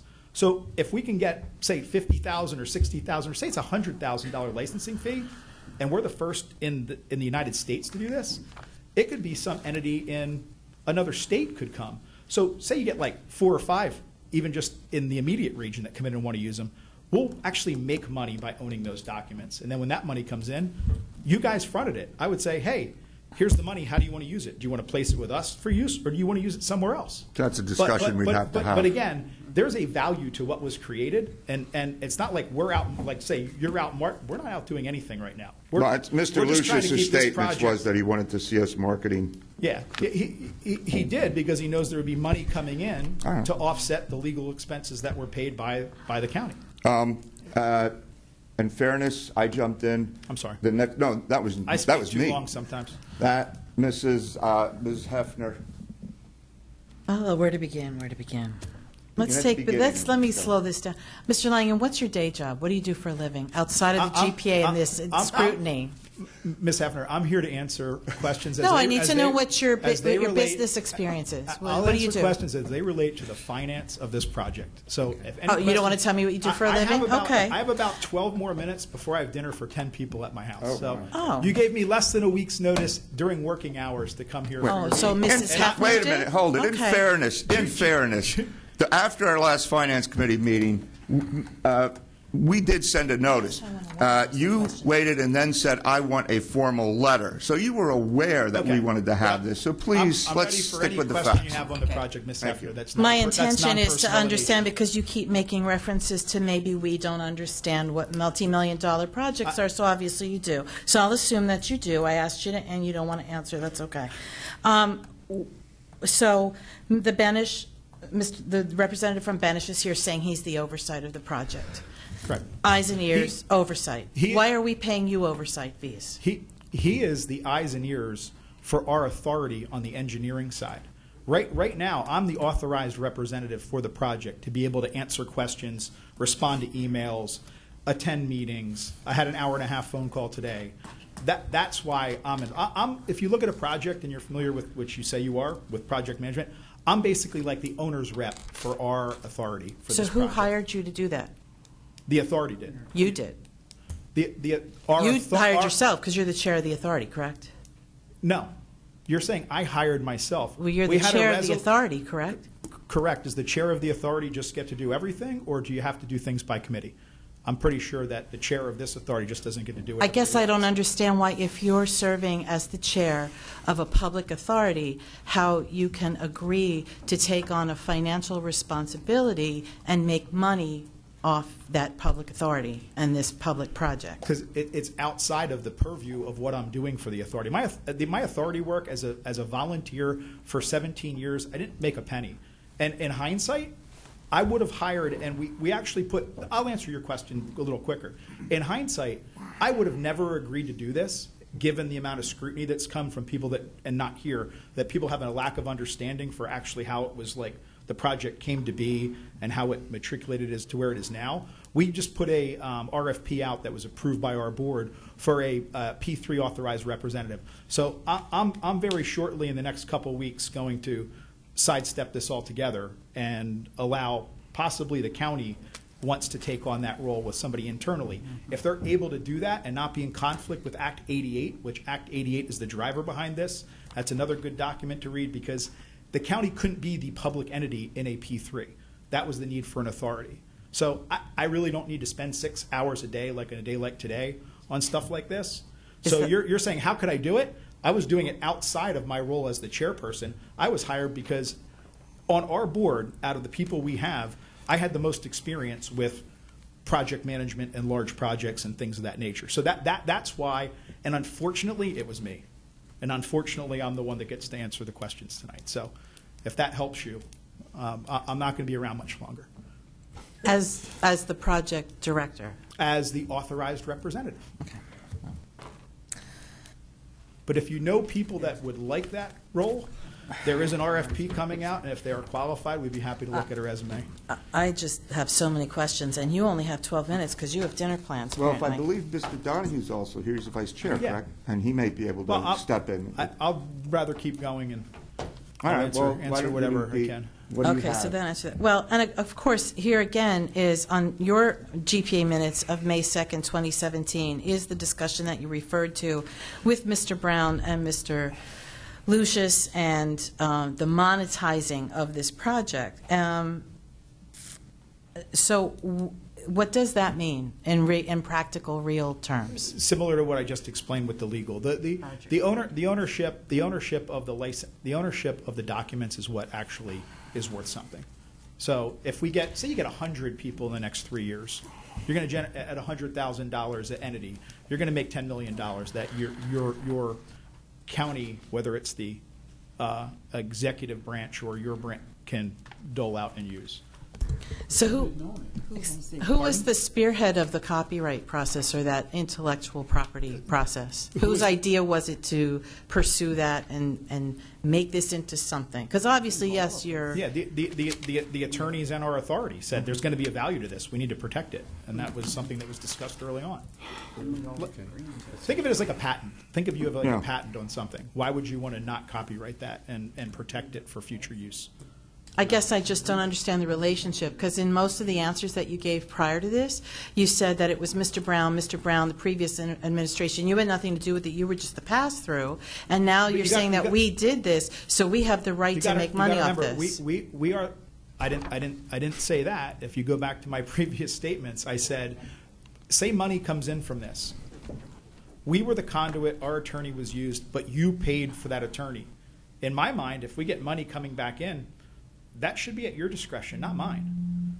I don't, or at the county's discretion to use. I'm not looking to, but we protected it. But who's out marketing it, to your knowledge? Word of mouth. I know that John Brown went and spoke at conferences several months ago when he was still involved. Well, if I may, we have not, being my authority, me, or any person on my authority that I know of, any authority members, have ever gone out and marketed this in any way, shape, Mr. Langen, may I ask you, and if this tails, because I want to keep, I don't want to continue, we're not, I don't want to repeat, but since this did come up, the whole incident with the Kim Filer and the marketing of the P3, was that Mr. Brown's directive, or did that come through you? Did he say to you, please go, I want you to market this through their stall or whatever that was? And did we pay for that? It was suggested. It was suggested by the administration to have a mechanism in place to be able to have a place for somebody to go and look and say, okay, hey, there is a website for the GPA and the items that were there. So yeah, it was their suggestion to do that. Is that happening now? Is it an ongoing cost? Or I'm mainly concerned about ongoing costs. We have an established website. We have no ongoing costs. We have not retained anybody to keep working on that at this time. If you're finished, Lori, I'd like to recognize Mr. Well, I had one more question. Borton Lawson, who hired them to do the bridge studies? Did the GPA or did the county? I can answer that. They were here since John Stofa's administration. I don't know who as Borton a Lawson is. consultant. Well, according to the actual only ordinance or resolution that I see, that's who they used and cited as to which bridges would be chosen. You're asking a question on the past administration selection of. I have no idea who they used or in what. But as the GPA, you did not review that. You just took what they gave you. Not for us to do. We're not engineers. We're not designers. We're not. That's not. We agreed to help with the project that county council approved. Okay, Lori, is that it for you? I guess so. Just to quickly respond, Very quickly. Borton Lawson did do an extensive study during John Stofa's administration. It should be available if you want to ask Ms. Zambo to. Yeah, with respect to Mr. Werner has the floor. Sorry. Thank you very much. Okay, Sean, thanks for being here. I listened in on everything yesterday. Mechanisms for licensing provide enterprises and profit. That's what you guys did, okay? But it's not you guys. You stated the GPA is the owner of the intellectual property of P3. Is that correct? We have the. You stated it yesterday. Yeah, we have the. Okay. What's it called? Oh my God, we have the copyright in our name. Well, okay. Well, the question Yeah, is. you read something much longer than probably I made a statement. No, I'm on. sorry. I'll try to shorten it because I know you're.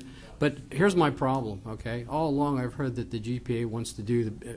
By the way, Lucius went to Columbus, Ohio, to promote the P3 with Stan Rugis and someone else. I can't think of it right now. But so yeah, there but was, not. I believe that he did. Yes. But I also know that.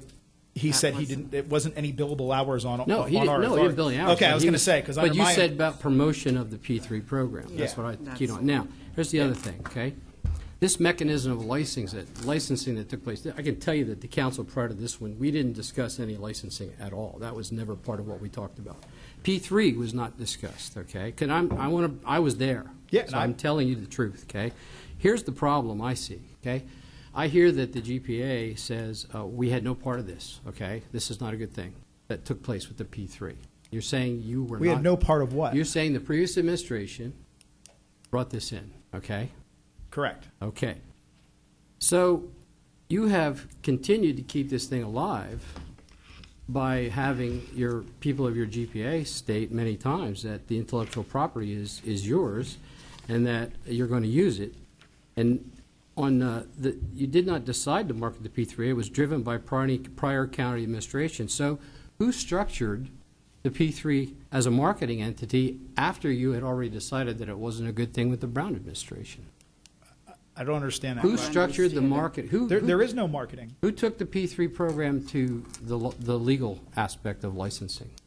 When he being the attorney, John Lucius, crafted those agreements, he immediately copyrighted them. I mean, I don't know what he copyrighted.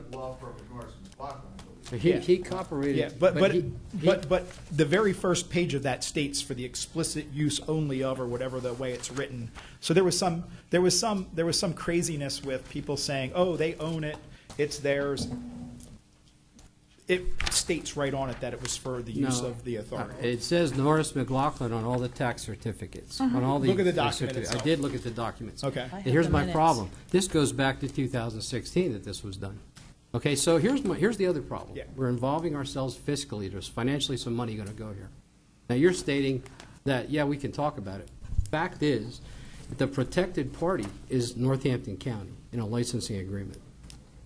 It is Northampton County, and Northampton County should be the one that receives any kind of fiscal return on this project. And as I mentioned, Mr. Warner, 2 times in the last half hour, I absolutely agreed with that. Well, there's been no discussion on percentages, and when you do There's nothing in place. When you do a licensing agreement, my understanding of it from my past business experience, when you do a licensing organization, okay, there's a way you implement the dollars, okay? You either do it on a percentage basis, you do a fee schedule. You don't know, you're not aware of anything that's been done like that. We've done nothing because there's been no formal approach by any entity. So if you have a suggested methodology you would like to see, I don't want I'd be happy to entertain. I was whatever you with would the like bundling program in 2013 when we began, and I made this statement to David yesterday. I said the bundling program is still a great program. The bridge program has general great aspects.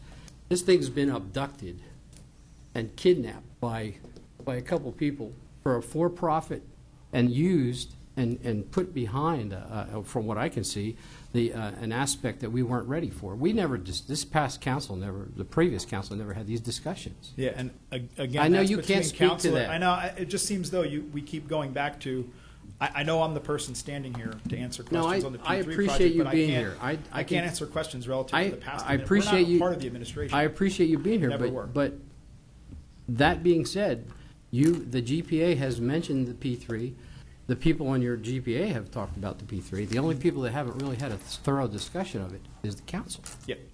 In early January, I offered to come in and try to get a full presentation to the full board, and that's never happened so far. So if anybody wants to sit down on an individual basis, I can fill you in on anything else I know relative to what's been going on. I just think that for clarity, the term was misunderstandings that took place about, and I think that's accurate. I believe there's a lot of misunderstandings. Like the 800,000 should have been 607,000, and that's accurate, thanks to David, who's understaffed. Okay, but the other side of the coin is that unfortunately there was a lot of stuff that went on behind the scenes, and even the GPA wasn't aware of it apparently. Correct. But the good news from our standpoint is, as far as the project's going, the team we have in place with Benish continues to move forward. GPI, Krieger are doing a fantastic job.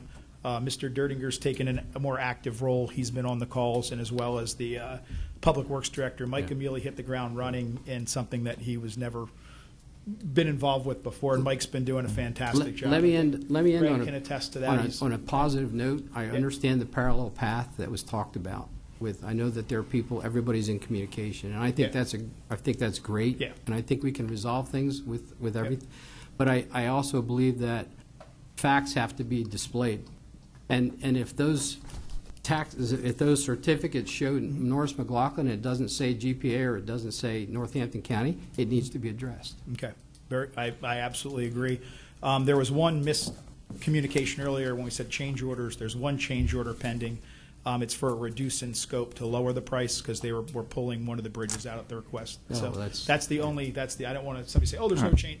There's one change, but it's money coming back. You may have people coming or not coming from Little Creek Road. They came to our meeting. I don't know if they came to the council meeting as well.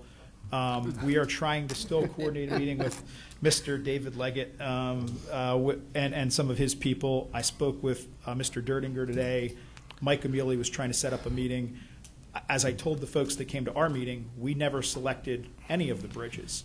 So if there's a way... You've made that, and that's clear. I know, but if there's a way to help, if there's a way that benefits the county and their bridge people and benefits a solution for the Little Creek Road people, meaning Tom Kohler, the bridge guy, is able to go, hey, here's 5 more similar bridges that can be packaged, nothing changes, the numbers all still work.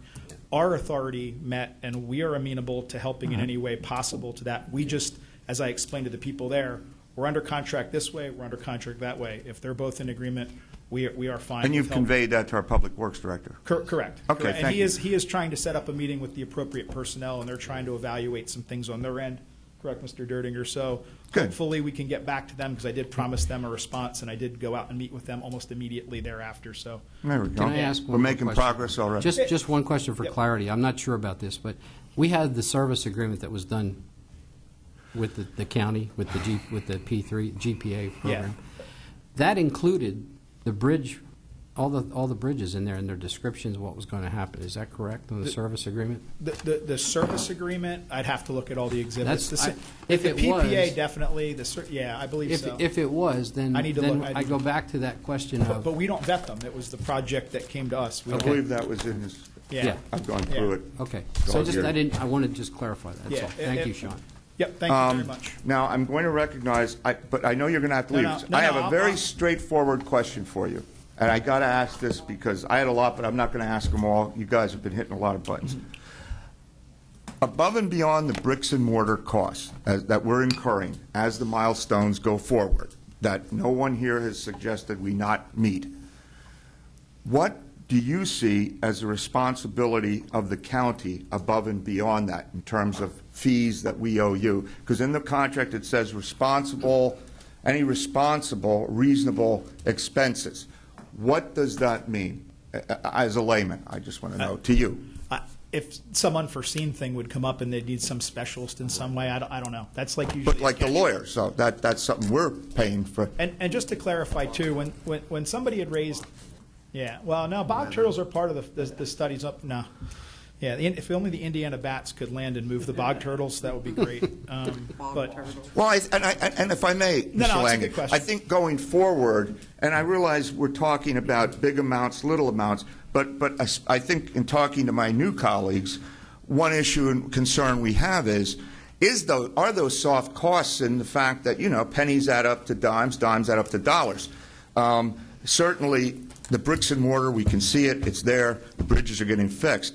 But in terms of as we go along, what are we paying for? I mean, as an example, Mr. Hutchin, who's a lawyer who's not even certified in this state, has charged us $700,000 an hour. Now, you guys approved it, but I guess we got the bill, the county got the bill. So I guess going forward, that's what I'd like us to have a communication with the county council. There shouldn't be any other soft costs of that nature. The only things we're dealing with right now, the best way to look at this. And then Mrs. Ferraro has the floor. You're a year and a half into a project with no cost overruns. So, and a project this size and with this scope, that says like a tremendous amount for anybody, layman or professional. That says the most. If there's no other, say, crazy legal challenges or some other, there's no defense for crazy, I guess. But if nothing jumps up, there shouldn't be anything. The only thing our attorneys work on now, Greg, are the agreements with the utilities and the right-of-way agreements. Now, when I first met with Lamont McClure, he said he didn't want to pay our attorney. I said, okay, do you have do you have somebody you want to insert in the role of for the P3 attorney? Followed up with an email. Haven't received anything yet. Hopefully they're working on that because we don't need to use John Lucius, but somebody needs to prepare. You did hire an attorney, though, for a potential lawsuit, the O'Brien firm. We're not paying for that, are we? No, you're not paying for that. But again, we did not raise that issue. We were responding to issues, and I can't speak about the legal. I understand, but I mean, no one has started a lawsuit that I'm aware of. From either direction. Not from us. No. And not from us. Well, they're not from you. And not from the administration. Administration, the administration has a couple of letters that mentioned litigation in them.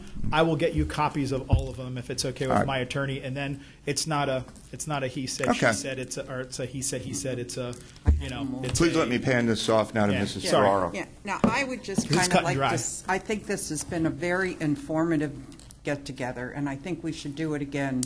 I think it really warrants another finance committee meeting. But anyway, first of all, I think how we can work in step better with the county is, first of all, this authorized representative person. If we can get a county person to be doing it, since our director of public works is already working with Benish all the time, maybe that would be a good way to go. The financing, we got a phenomenal proposal from Mr. Barron today as far as handling the financing, and that way would bring us more together. And I think at our next GPA meeting, I would like to focus on the copyright material, who has it, who can use it, who's out there using this material, whether they have been paid.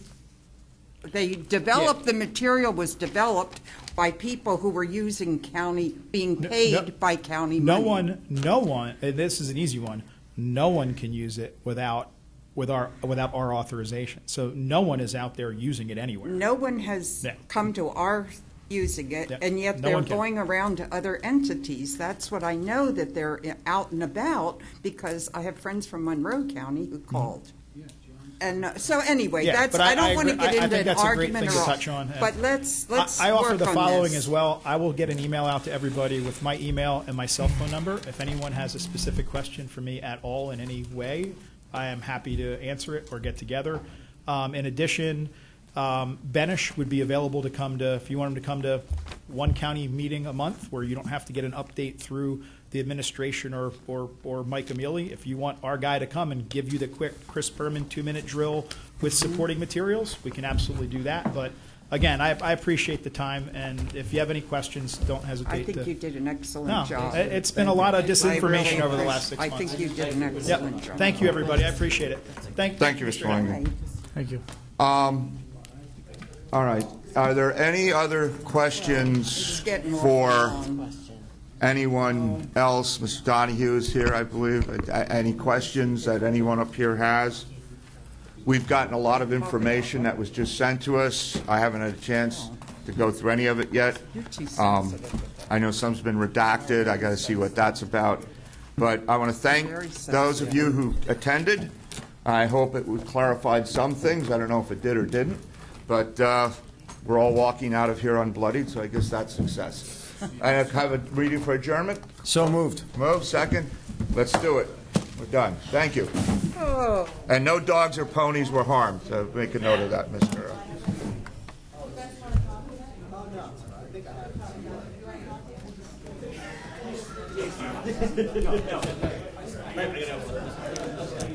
Oh, wow. What do you think, Bill?